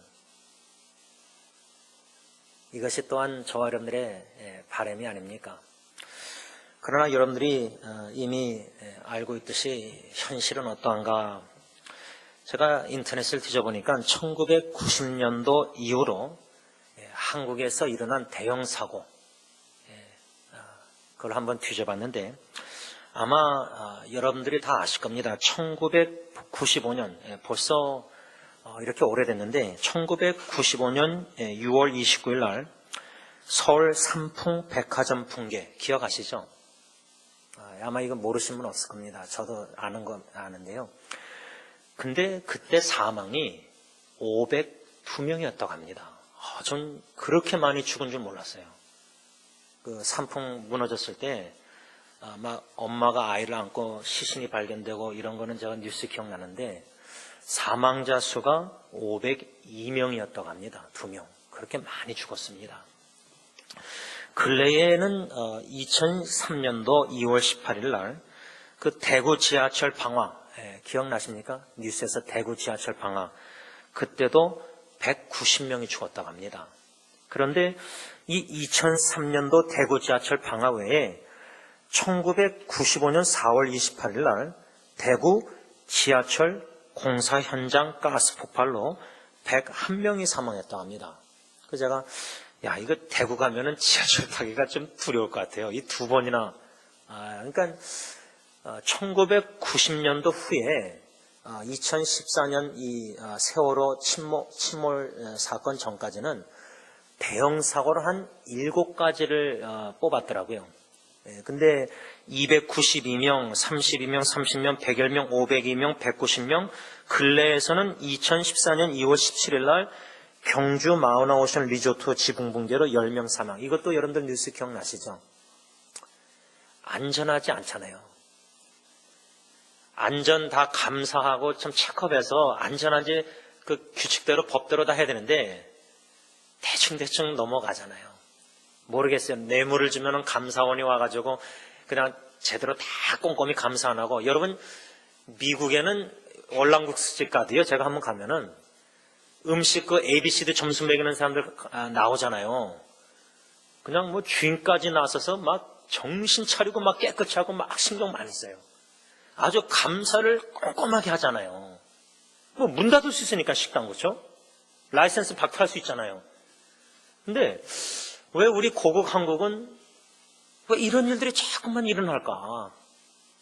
왜 그 감사원이 와가지고 배 이런 거 다 체크하고 모든 거 다 이런 거 다 꼼꼼하게 다 안 한가? 뭐 모르겠어요. 뒤에서 뇌물을 주든지 돈을 줘가지고 그냥 체크업 안 하고 그냥 쓱 훑어보고 사인만 해서 보내는지 모르겠어요. 여러분, 이 외에도 여러분들 아시다시피 그 아동 성범죄, 최근 들어서는 그 조두순 김수철 사건, 여러분 어린이 주일이 가까우는데요. 제가 지난주에도 그 페이스북 어느 목사님이 사진 올려놨는데 어린이 안전지역이라고 길바닥에 이렇게 프린트 해놨잖아요. 찍어놨잖아요. 교통 거기서. 근데 사이드웍이 없어요. 도로에 사이드웍이 없어요. 그러니까 애들이 여기 사이드웍 걸어다니는 길이 있어야 되잖아요. 그런데 도로인데 안전 아이들 보호 지역이라고 프린트가 되어 있는데 사이드웍이 없어요. 여러분, 지금 유치원생들 뭐 봉고철 하다가 깔려 죽고 아동 성범죄, 제가 통계를 보니까요, 2000년에는 미성년자 대상으로 한 성범죄 사건이 994건이었는데 9년 지난 2009년도에는 2699건으로 271%나 증가했다고 합니다. 그러면 내 동네에서 아파트 지역에서 자녀 기르는 어린이 있는 부모는 내 동네가 안전한가? 자식 마음대로 학교 보낼 수 있을까? 지하철에도 사고 나고 배에서도 저렇게 사고 나고 온 나라가 불안한 겁니다. 그러니까 오죽했으면 기사가 안심하고 살 수 있는 나라가 되었으면, 여러분, 이것은 꼭 한국뿐만 아닙니다. 우리가 살고 있는 이 미국도 여러분 얼마나 범죄가 많습니까? 얼마나 유괴범이 많고 얼마나 강간이 많고 얼마나 중독될 유혹들이 많고 뭐 사고, 오늘 예배 들으니 우리가 차 운전하다가 차 사고, 재난, 지진, 뭐 이 세상이 어디가 안전하고 재난과 사고가 가득 찬 세상 아닙니까? 걱정하고 근심하고 자식 생각할 때 저 어떻게 또 병 들어서 암 걸리면 어떡할까, 또 지진 나면 저 캘리포니아 사는 내 친척 어떻게 할까, 온갖 걱정 근심 불안이 가득 찬 세상입니다. 그래서 욥기 21장 6절 보면 욥, 재난을 고통을 당하고 있던 욥이 뭐라 그러냐면 내가 기억하기만 하여도 불안하고 두려움이 내 몸을 잡는구나. 여러분, 과거를 뒤돌아보실 때 일제시대 겪으신 분, 아니면은 6.25를 겪으신 분, 이러다가 남북전쟁이 일어나면 어떡할까? 설마 날까? 과거에 6.25 전쟁이나 또 여러분들 개인적으로 가정적으로 재난이나 역경이나 질병으로 죽음이나 여러 가지 그런 것들을 뒤돌아볼 때 지금도 현실에서도 과거의 그런 고통과 재난과 죽음과 이런 걸 기억할 때 욥처럼 그 기억만 하여도 불안하고 두려움이 내 몸을 사로잡는다. 여러분, 이 질문입니다. 여러분 불안하십니까? 여러분 어떠한 두려움이 있으십니까? 헤어짐의 두려움이 있습니까? 아니면 죽음의 공포가 있으십니까? 오늘 본문 마태복음 14장 22절 33절 이 이야기에는 불안하고 두려움 속에 있었던 예수님의 제자들이 나옵니다. 아니, 예수님과 함께 다니면서 예수님의 기적도 이미 경험했는데, 그런데 예수님의 제자들이 불안함, 두려움 이런 속에 있었던 겁니다.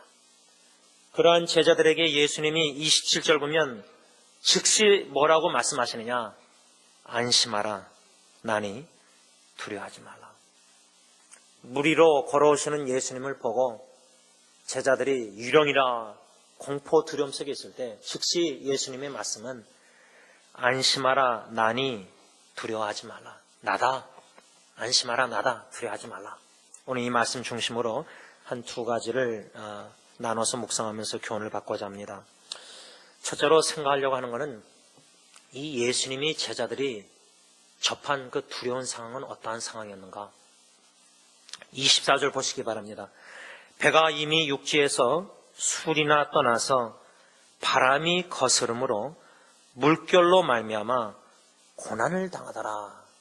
지금 예수님의 제자들이 접한 두려운 상황, 그 첫 번째 두려운 상황은 뭐냐면 지금 배 타고 있는데 배가 그 물 가운데 바다 가운데 있는데 이 바람이 불었던 겁니다.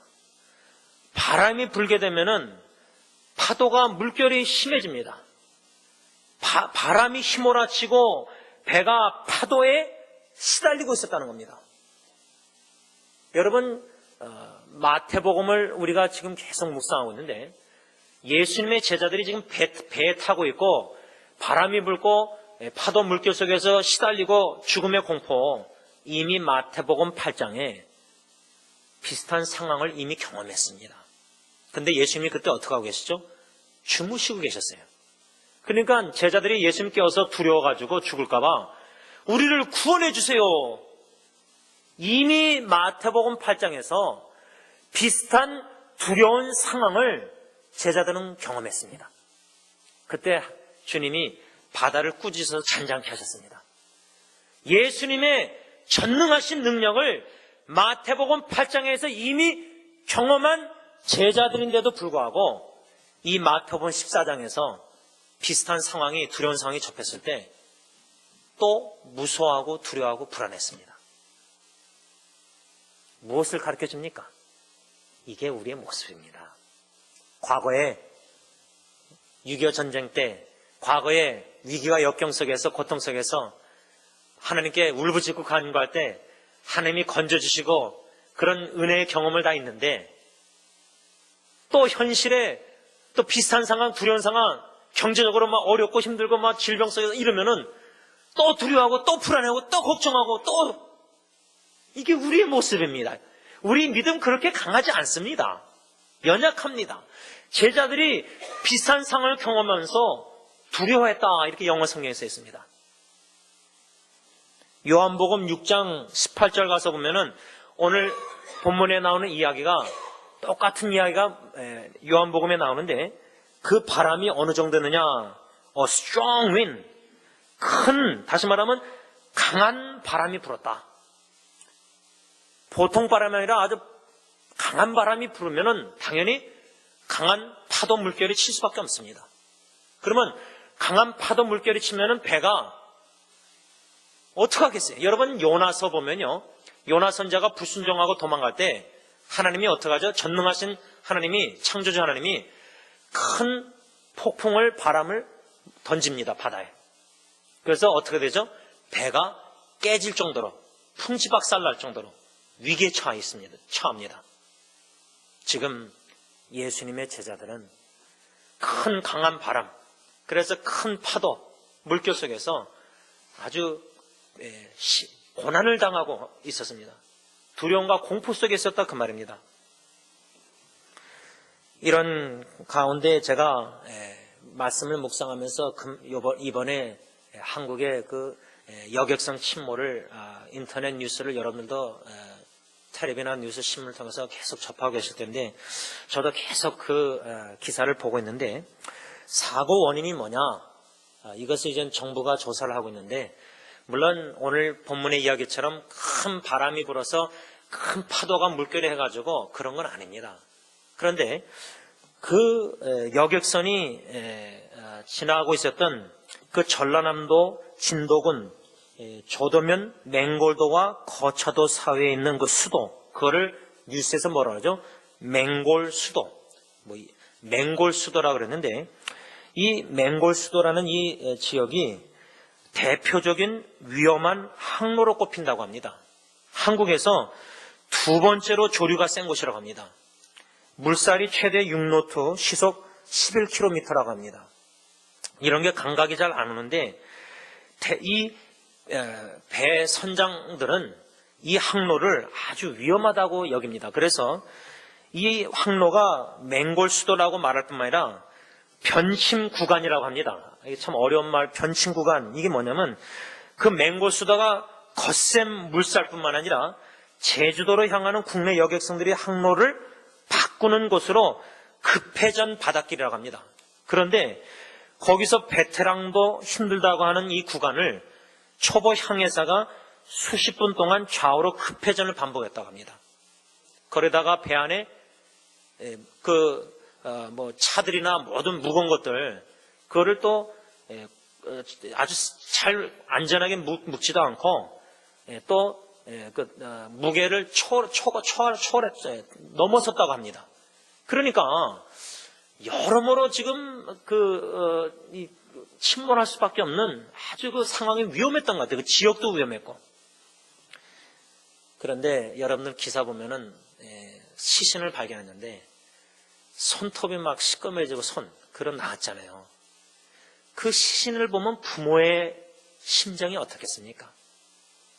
침몰하는 배에 살려고 그 바다에 들어간 사람들이, 잠수부들이 손과 막 발이 그 문사에 끼고 이런 거 봤다 그러잖아요. 여러분 좀 심장마비로 죽으면 편하죠. 근데 물에 꼬르륵 잠기면서 살아보려고 이게 이렇게 발버둥치다가 어떤 학생 2명은 남녀가 이 구명 쫓개를 묶었다고 하더라고요. 잠수부가 2사람을 못 끌어내니까 풀어가지고 남자아이, 여자 이렇게 따로 했나 본데 그 잠수부의 글도 나와 있더라고요.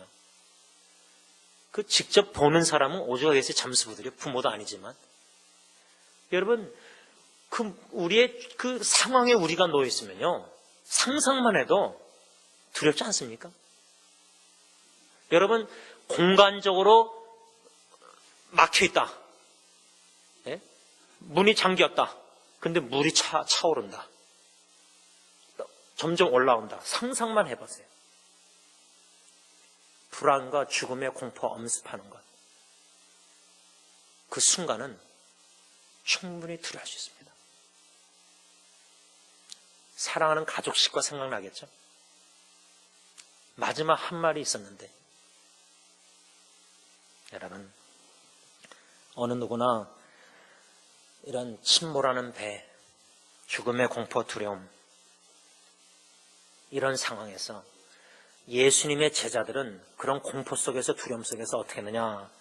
마가복음 6장 48절 똑같은 이야기가 나오는데 힘겹게 노를 저었다. 여러분 그 당시 배에 파도가 치고 강한 바람이 치고 파도가 치고 막 배가 시달리니까 제자들이 어떻게 했냐면 노를 막 친 거예요. 왜 그렇게 하겠습니까? 지금 파도와 싸우는 거 아닙니까? 살아보려고, 배를 유지시키려고 육지로 가려고 막 힘써 노를 안 젓겠습니까? 요나스 이야기를 보면 큰 바람, 폭풍, 배가 깨어질 때 배 안에 물건들을 다 가비 깔라고 던질 때 이방인 사공들이 제비 뽑았을 때 요나가 걸려서 이거 요나 죄 때문에 그렇게 된 거 아니에요. 그러니까 요나가 뭐라죠? 나를 던지라 바다에. 근데 이방인 하나님 믿지 않는 사공들이 요나를 바다에 던지기 전에 어떻게 한지 압니까? 힘써 노를 져요. 왜? 요나를 살려보려고. 요나는 니느웨 사람 불쌍히 여기지 않았는데 불신자 사공들은 요나를 사랑해서 살려보려고 힘써 노를 져요. 그럴 때마다 어떡하죠? 파도가 더 세게 쳐요. 자연을 움직이시는 하나님이 요나 한 사람 주님의 종을 훈련시키기 위해서, 단련시키기 위해서, 회개시키기 위해서 파도를 주장하시사, 근데 사공들이 어떻게 전지하신 하나님과 파도와 싸워 이길 수 있습니까? 지금 제자들도 인간의 힘으로 살아보려고 다 하는 거예요. 여러분 우리가 죽음의 공포가 있으면요, 뭐 암이 걸렸던 뭐가 사고로 내가 어떤 죽음의 공포가 있으면은 최선을 다해서 살아보려고 노력합니다. 여러분 자식이 질병으로 죽어갈 때 부모로서 하는 게 뭐냐면 최선을, 의학적 모든 면으로 기도하면서 최선을 다해서 살려보려고 다 합니다. 여러분들 왜 그 부모님들이 그 침몰하는 배에 72시간이 아마 그 맥시멈인데 일주일이 지나서도 거기서 쳐다보면서 한 가닥 희망을 갖는 거예요. 잠수부들이 혹시나 한 생명이라 내 자식 아니라도. 그게 부모의 마음입니다. 최선을 다해서 전 재산 모든 걸 다해서도 자식을 살리는 게 심정이에요. 사랑하는 식구, 그게 우리 마음 아닙니까? 제자들이 살아보려고 힘써 노를 줍니다. 그래서 어느 정도 노를 저어갔느냐, 요한복음 6장 19절 보면 한 10여리, 심리라고 하면은 현대의 성경에는 한 4.5km 힘써 노를 저어서 그 파도 속에서 4.5km, 마일로는 한 3에서 3.5마일을 힘써 노를 젓다고 합니다. 여러분들 상상해 보세요. 여러분들 YMCA 가서 제가 운동하다 보면 이건 노를 젓는 운동이 있는데 이거 10분 하기도 힘듭니다. 세게 하면은. 지금 파도와 싸우면서 3.5마일 정도, 3마일 정도, 3마일, 운전할 때 3마일 아시겠죠? 이거를 파도와 싸워가지고 힘써 노를 저었다. 얼마나 탈진하고 지치고 힘이 들었겠습니까, 제자들이. 여러분, 이럴 때 제자들에게 임했던 두 번째 두려운 상황은 뭐였느냐? 바다 위로 걸어오시는 예수님이었습니다. 근데 제자들은 예수님인 줄 몰랐습니다. 알 수가 없었습니다. 탈진 상태에서 지치고 힘들고 두려움과 공포 속에 불안함 속에서 누가 물체가 물 위를 걸어온다. 유령이라 소리 지르고 놀랐습니다. 두렵습니다. 왜 유령이라고 그랬느냐? 그 당시에 많은 유대인들 사람들이 공유하고 있었던 대중적인 사상, 믿음, 생각은 뭐였냐면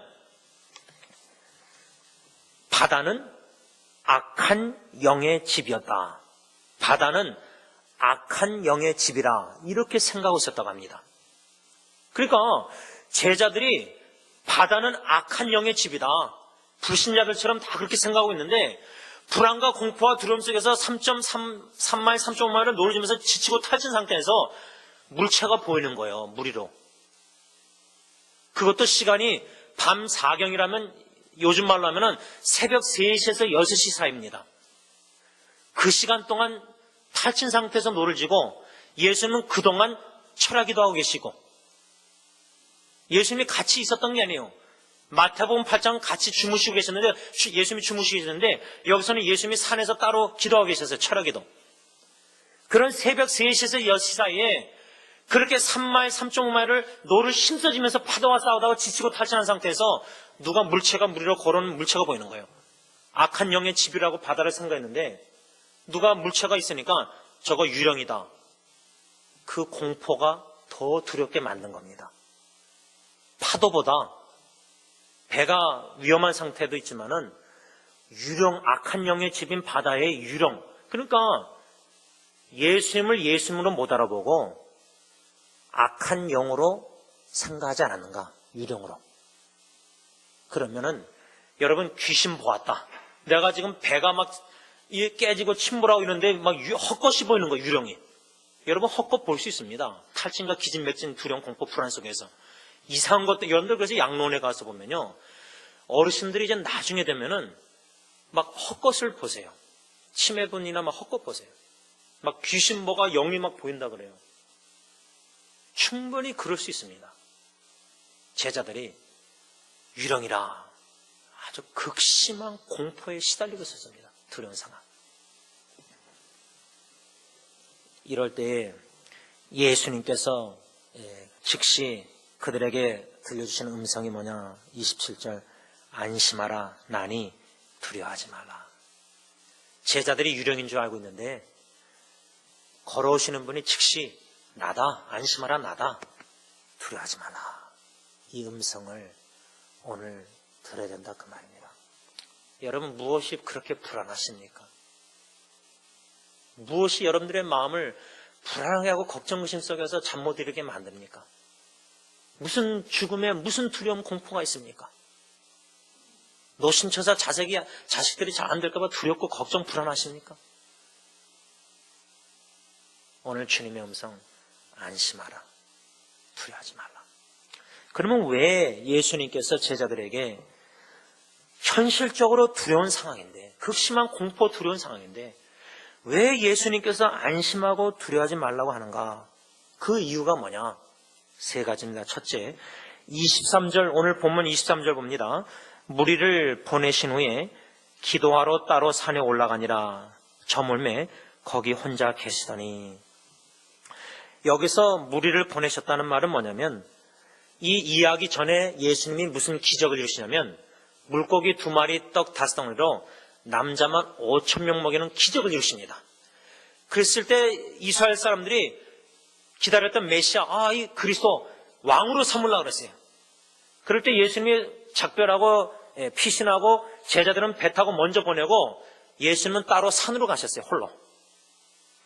여러분 신약 성경 마태복음, 마가복음, 누가복음 이런 데 보면은 예수님은 혼자 시간을 많이 가셨어요. 조용한 곳에서, 한적한 곳에서. 왜? 기도하시려고. 그러면 예수님이 지금 제자들을 먼저 보내시고 산에 가셔서 홀로 누구를 위해서 기도하셨을까? 저는 요한복음 17장에 근거해서 그 밤 사경 배가 막 바다 파도로 인해서 위험한 두려운 상황에 있을 때 새벽 3시부터 6시까지라면 사람들을 보내고 밤새도록 예수님은 철야기도 하셨습니다. 제자들은 밤새도록 파도와 싸우고 있었을 때의 두려운 공포 속에서 예수님은 기도하고 있었다. 누구를 위해서? 제자들을 위해서. 왜 우리가 안심하고 불안해하지 말고 두려워하지 말아야 되냐? 지금도 히브리서 보면 주님은 저와 여러분들을 위해서 계속해서 중보기도하고 계시기 때문입니다. 쉬지도 않으시고 졸지도 주무시도 아니하시는 주님은 우리를 위해서 기도하고 계신다. 요한복음 17장 19절 보면 예수님이 하나님께 기도하는 모습 내용을 보면 내가 그들을 위하여 비옵나니 내가 비옵는 것은 세상을 위함이 아니요 내게 주신 자들을 위함이니 그들은 아버지의 것이로다. 예수님이 누구를 위해서 기도하셨죠? 요한복음 17장에 그들은 누구죠? 하나님의 것, 하나님의 자녀들, 하나님이 선택한 백성들. 그들이 하나님께서 그들을 내게 예수님께 주신 자들. 하나님이 사랑하사 선택한 하나님의 백성, 제자들, 자녀들을 위해서 예수님이 요한복음 17장에서만 기도하셨겠습니까? 한적한 곳에 가실 때마다 아버지께 요한복음 17장처럼 제자들을 위해서 기도하고 계셨다. 그렇다면은 지금 두려운 상황, 공포, 배 안에서 시달리고 있는 제자들, 예수님은 따로 산에서 제자들이 두려운 상황 접한 걸 다 아시고 그 제자들을 위해서 밤새도록 철야 기도를 하시지 않았는가 생각됩니다. 여러분, 예수님이 제자들을 위해서 무엇을 위해서 기도하셨을까? 요한복음 17장 보면은 그들의 보존, 안전하게 지켜주시기를 예수님이 하나님께 기도했습니다. 그 말은 제자들이 두려운 상황에 있을 때도 예수님은 그들의 안전, 보존을 위해서 기도하셨고 지금도 예수님은 하나님 우편에 앉아서 저와 여러분들의 보호와 안전을 위해서 기도하고 계시다는 사실입니다. 그러기에 불안해하지 말고 안심하고 두려워하지 말라 이렇게 예수님이 말씀하고 계시는 겁니다. 둘째 이유는 왜 두려운 상황에 있는 저와 여러분들 왜 예수님께서 안심하라 두려워하지 말라 그렇게 말씀하고 계시는가? 그 이유는 예수님께서는 기도만 하시는 게 아니라 실제로 우리를 안전하게 보호해 주시는 주님이시기 때문이다 그 말입니다. 여러분, 우리가 우리 자식들을 위해서 기도하잖아요. 안전하고 보호해달라고. 근데 제가 제 아이들 3명을 위해서 매일매일 기도할 때 그냥 보호해주세요, 안전해주세요, 학교 이렇게만 기도합니까? 학교에서 전화가 와요. 어느 수상한 사람이 다닌다. 그리고 또 사자가 내려왔다. 이런 동물 내려왔다. 이런 게 핸드폰하고 전화 메시지로 2개 다 오거든요. 그럼 부모가 기도만 하고 그냥 가만히 있습니까? 살아있는 기도는 자식이 위험에 처했으면 직접 가서 물 빠지고 있으면 수영할 때 건져내지 않겠습니까? 기도만 그냥 수영장에서 빠지는 자식 보면서 기도만 합니까? 제가? 여러분들 그렇게 안 하잖아요. 우리 다. 예수님이 산에서 홀로 기도하신 것만 아니에요.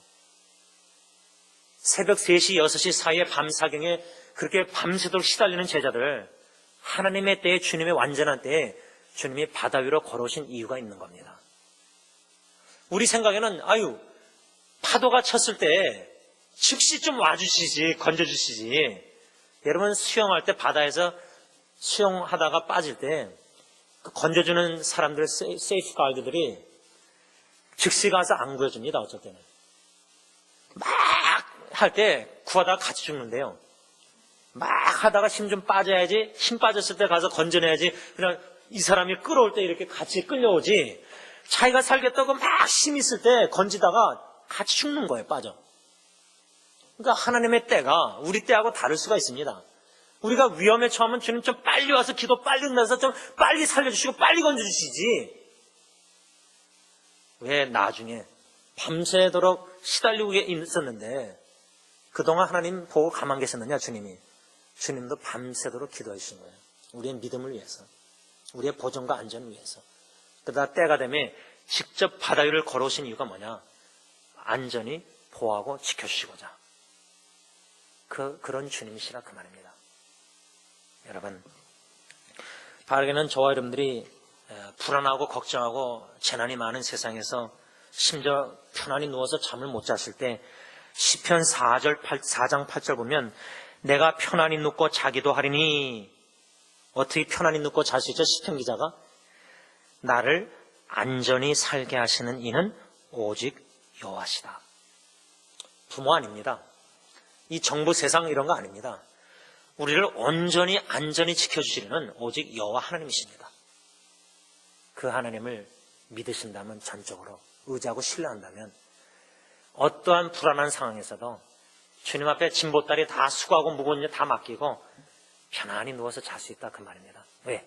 주님이 기도만 해주시는 게 아니라 안전보호를 위해서 나를 직접 함께 하셔서 졸지도 주무시지 아니하고 지켜주시고 계시기 때문이라 그 말입니다. 마지막 세 번째로 왜 우리가 두려운 상황에서도 안심하고 두려워하지 말아야 되느냐? 오늘 본문 30절 31절 문맥을 보면은 바다 위로 걸어오시는데 제자들이 유령이라 두려워서 소리 지릅니다. 그럴 때 예수님이 즉시 안심하라, 나다, 나니 두려워하지 말라. 그럴 때 베드로가, 예수님의 수제자 베드로가 뭐라고 말합니까? 28절 보면 주여 만일 주님이시거든 나를 명하사 물 위로 오라소서. 예수님이 물 위로 걸어오시는데 베드로가 진짜 예수님이시면 나를 명하사 물 위로 걸어오게 하소서. 자기도 물 위를 걷겠다는 거예요. 주님이 명하시면. 그때 예수님이 뭐라죠? Come, 오라, 딱 한마디 하셨어요. 그때 베드로가 순종해서 물 위로 걸었습니다. 그 거리가 어느 정도인지 모르지만 물 위로 걸었습니다. 그런데 바람을 보고 무서워. 왜? 큰 바람이, 강한 바람이 불고 있었잖아요. 여러분, 우리가 두려운 상황에 처하면요, 그 두려운 상황에 신경 스트레스 받다 보면요, 거기에 막 몰두해가지고 거기에 빠져버립니다. 늪에 빠지듯이. 그걸 빨리 헤어나오기 위해서는 무릎 꿇고 기도하고 주님 바라봐야 돼. 위를 바라봐야 돼. 동서남북 자꾸 막 환경 바라보면 환경에 지배를 받아서 불안한 걱정, 스트레스 막 우울증 걸리는 거예요. 환경을 바라보기보다 눈을 들어 주님을 바라봐야 돼. 나의 도울 자가 어디서 오는 거? 천지를 지신 하나님, 전능하신 하나님을 바라봐야 된다는 거예요. 홍해바다 앞에서 다 사방을 바라보고 공포 두려움 속에서 원망 불평하는 이스라엘 백성들, 모세는 위를 바라보고 하늘을 보고 기도했어요. 그게 믿음이요 신앙입니다. 베드로가 주위를, 바람을 바라본 거, 환경을 바라본 거예요. 그랬을 때 그는 무서워 바다에 빠졌다. 여러분, 두려운 상황에서 제일 두려운 건 뭐냐? 내 안에 일어나는 두려움입니다. 상황은, 전에도 그런 두려운 상황 여러분들 이미 겪어보셨잖아요. 생사의 갈림길에 놓이신 분들은 이미 한번 죽을 뻔하다 살아나셨잖아요. 그런데 그거보다 쉬운 두려움인데도, 상황인데 왜 또 두려워하십니까? 내 안에 환경의 지배를 받아서 막 불안해하는 거, 걱정 근심하고 막 스트레스 받고 두려워하는 거, 이걸 우리는 경계해야 됩니다. 베드로가 바람을 보고 무서웠습니다. 두려웠습니다. 그래서 빠지고 있었을 때 주여 나를 구원하소서 외칩니다. 그때 예수님이 어떻게 하셨죠? 31절. 즉시 손을 내밀어 그를 붙잡으셨다. 즉시. 오늘 본문에 즉시라는 단어가 2번 나옵니다. 즉시 안심하라 나다 두려워 말라. 여기서는 즉시 베드로에게 손을 내밀어서 그를 붙잡아서 건져주셨다. 그러면서 31절 예수님이 베드로에게 믿음이 작은 자여 왜 의심하였느냐. 여러분, 이 음성도 들어야 됩니다. 오늘 이 아침에 우리 아까 믿음 약하다 그랬죠? 우리 의심 많이 합니다. 하나님이 도와주실까? 하나님이 건져주실까? 하나님이 내 기도 응답해 주실까? 우리 의심 많이 합니다. 특히 결과를 보고 많이 의심합니다. 아니, 주님이 진짜 살아계시다면 신부라는 배에 어린 자녀들 중에 예수 믿는 자녀들이 있는데 왜 함께 죽게 하실까? 왜 건져주시고 구원해주고 살려주지 않으실까? 이 하나님의 주권적인 뜻에 우리가 반항심이 생겨서 하나님께 솔직히 따질 수도 있는 충분한 그런 수 있다고 생각합니다. 여러분, 베드로가 믿음이 작은 자입니까? 예수님은 보시기에는 믿음이 작다 그랬어요. 그렇다면은 저와 여러분들은 작고도 더 작습니다. 우리 바다 배에 있으면 예수님이 물 위로 걸어오시는데 예수님은 나 물 위에 걷게 해주세요. 명령하세요. 그러면 오라. 그러면 여러분 배에서 내려오겠습니까? 오라 하면은. 이런 이야기들이 우리 초자연적인 지금 상상을 넘는 이야기이기 때문에 아이고 진짜 뭐 예수가 물 위를 걸어오셨을까? 많은 학자들도 물 위를 예수님을 걸어오지 않았다. 그냥 육지에 바다 그 육지에 있다가 거기서 걸어오신 거다. 또 어떤 학자들은요, 그 바다가 얕았다. 육지까지 많이 노려져서 왔다. 그래서 그 밑에 바닷물이 그렇게 깊지 않았다. 예수님의 신적인 능력을 부인하는 학자들의 영향을 받은 신학자 목사들이 성경에 기록된 예수님의 신적 능력의 역사를 다 지워버렸습니다. 그래서 물 위로 걸은 게 아니다. 베드로도 물 위를 걸은 게 아니다. 여러분, 논리적으로 인간의 지식의 지성에 예수님을 제한해서 신앙생활하면은 그건 참 믿음이 아닙니다. 그러면 하나님 믿을 필요가 없죠. 하나님이 사람인데, 하나님이 사람과 달리 하나님이시라면은 사람이 할 수 없는 죽은 자도 살리는 능력의 하나님을 믿잖아요. 어느 누구도 이 세상에서 죽은 자 살릴 수 있는 한 사람도 없습니다. 다 죽습니다. 그런데 우리는 지난주 부활주에 부활의 신앙이 있으면요, 하나님이 하나님 되시면 우리가 전적으로 믿으면요, 하나님 저는 죽어도 감사, 살아도 감사. 다니엘이 친구들이 푸른 불에 주님이 구원해 줄 거다, 하나님이. 그러나 그리 아니하실지라도 하나님의 마음이에요. 기도응답 살려주시고 죽게 놔두는 거 하나님의 마음이에요. 우리 마음 아니에요. 우린 살고 싶지만. 근데 그 살고 싶은 본능도 다 내려놓는 겁니다. 주님께 다 맡기는 거예요. 생사화복은.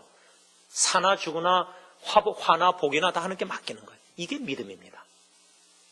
결코 베드로는 우리가 볼 때는 작은 믿음이 아닌데 예수님은 믿음이 작은 자여 왜 의심했느냐.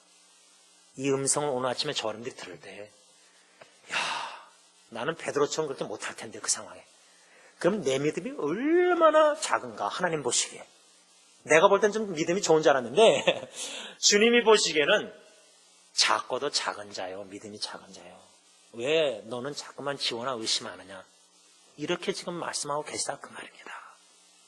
여러분, 이런 자에게 예수님께서 베드로를 건져내시고 예수님께서 베드로와 함께 배에 올랐다. 상상이 됩니까? 예수님이 걸어오시고 배는 여기 있고 유령이라 나다 안심하라 두려워 말라. 베드로가 명하소서 오라 빠지는데 건져내셔서 즉시 이제 베드로와 배를 타는 겁니다. 그때 성경에 보면 바람이 그치니라 이렇게 썼습니다. 예수님이 우리와 함께 하시면은 파도가 계속 치는 내 삶의 현황들, 그 문제들을 잔잔하게 하신다. 그런데요, 그 환경을 잔잔하게 안 하실지라도 내 마음의 두려움을 극복해서 평안을 주신다 그 말입니다. 상황이 변해도요, 내 마음에 두려움이 있으면은 아무리 편안한 생각, 공포, 두려움이 있어도 계속 불안해하는 사람은 계속 불안해합니다. 상황이 멀쩡한데도. 핵심은 상황의 변화가 아니라 내 마음의 변화입니다. 믿음으로 내 마음의 파도들을 잠잠케 하셔서 내가 너와 함께함이라. 두려워 말라, 놀라지 말라. 내가 반드시 너를 붙들어 주리라. 마음에 잠잠케 하시는 주님. 바다가 그칠 때에 제자들이 심히 놀래고 하나님의 아들이었소이다, 이 고백을 하게 만드셨다 그 말입니다. 결론을 맺고자 합니다. 여러분, 제가 침모로 사건 지금 인터넷에 심지어 목회자들도 이 한국에 대한 정부의 여러 가지 비판과 개인적인 생각들을 막 올려놓습니다. 제가 고난주간에 괴로울 때라는 이사야 53장 말씀을 묵상 올려놨습니다. 우리가 괴로울 때 어떻게 되냐? 예수님은 도살장 끌려가는 어린 양같이 십자가에 끌려갔을 때 잠잠하셨다. 파도가 우리 주의 인생에 어려움과 공포, 두려운 상황들이 매일매일 일어납니다.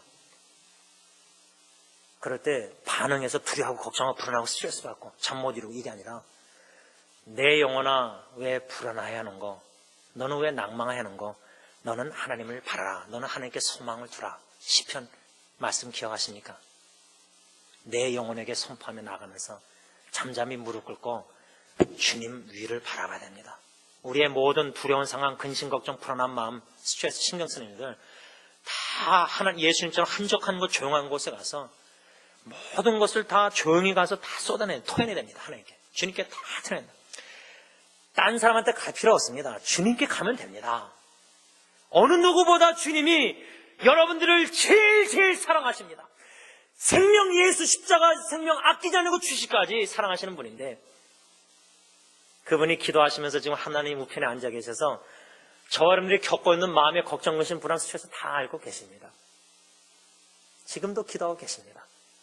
주님의 때에 주님께서 다가오실 겁니다. 우리가 부르실 때 베드로처럼 주여 구원해 주세요, 즉시 오셔서 건져내 주시고 함께 하실 때 우리 마음의 평정을, 또 모든 문제의 평정을, 그럴 때 우리의 진정한 참된 고백은 무엇이 돼야 되느냐?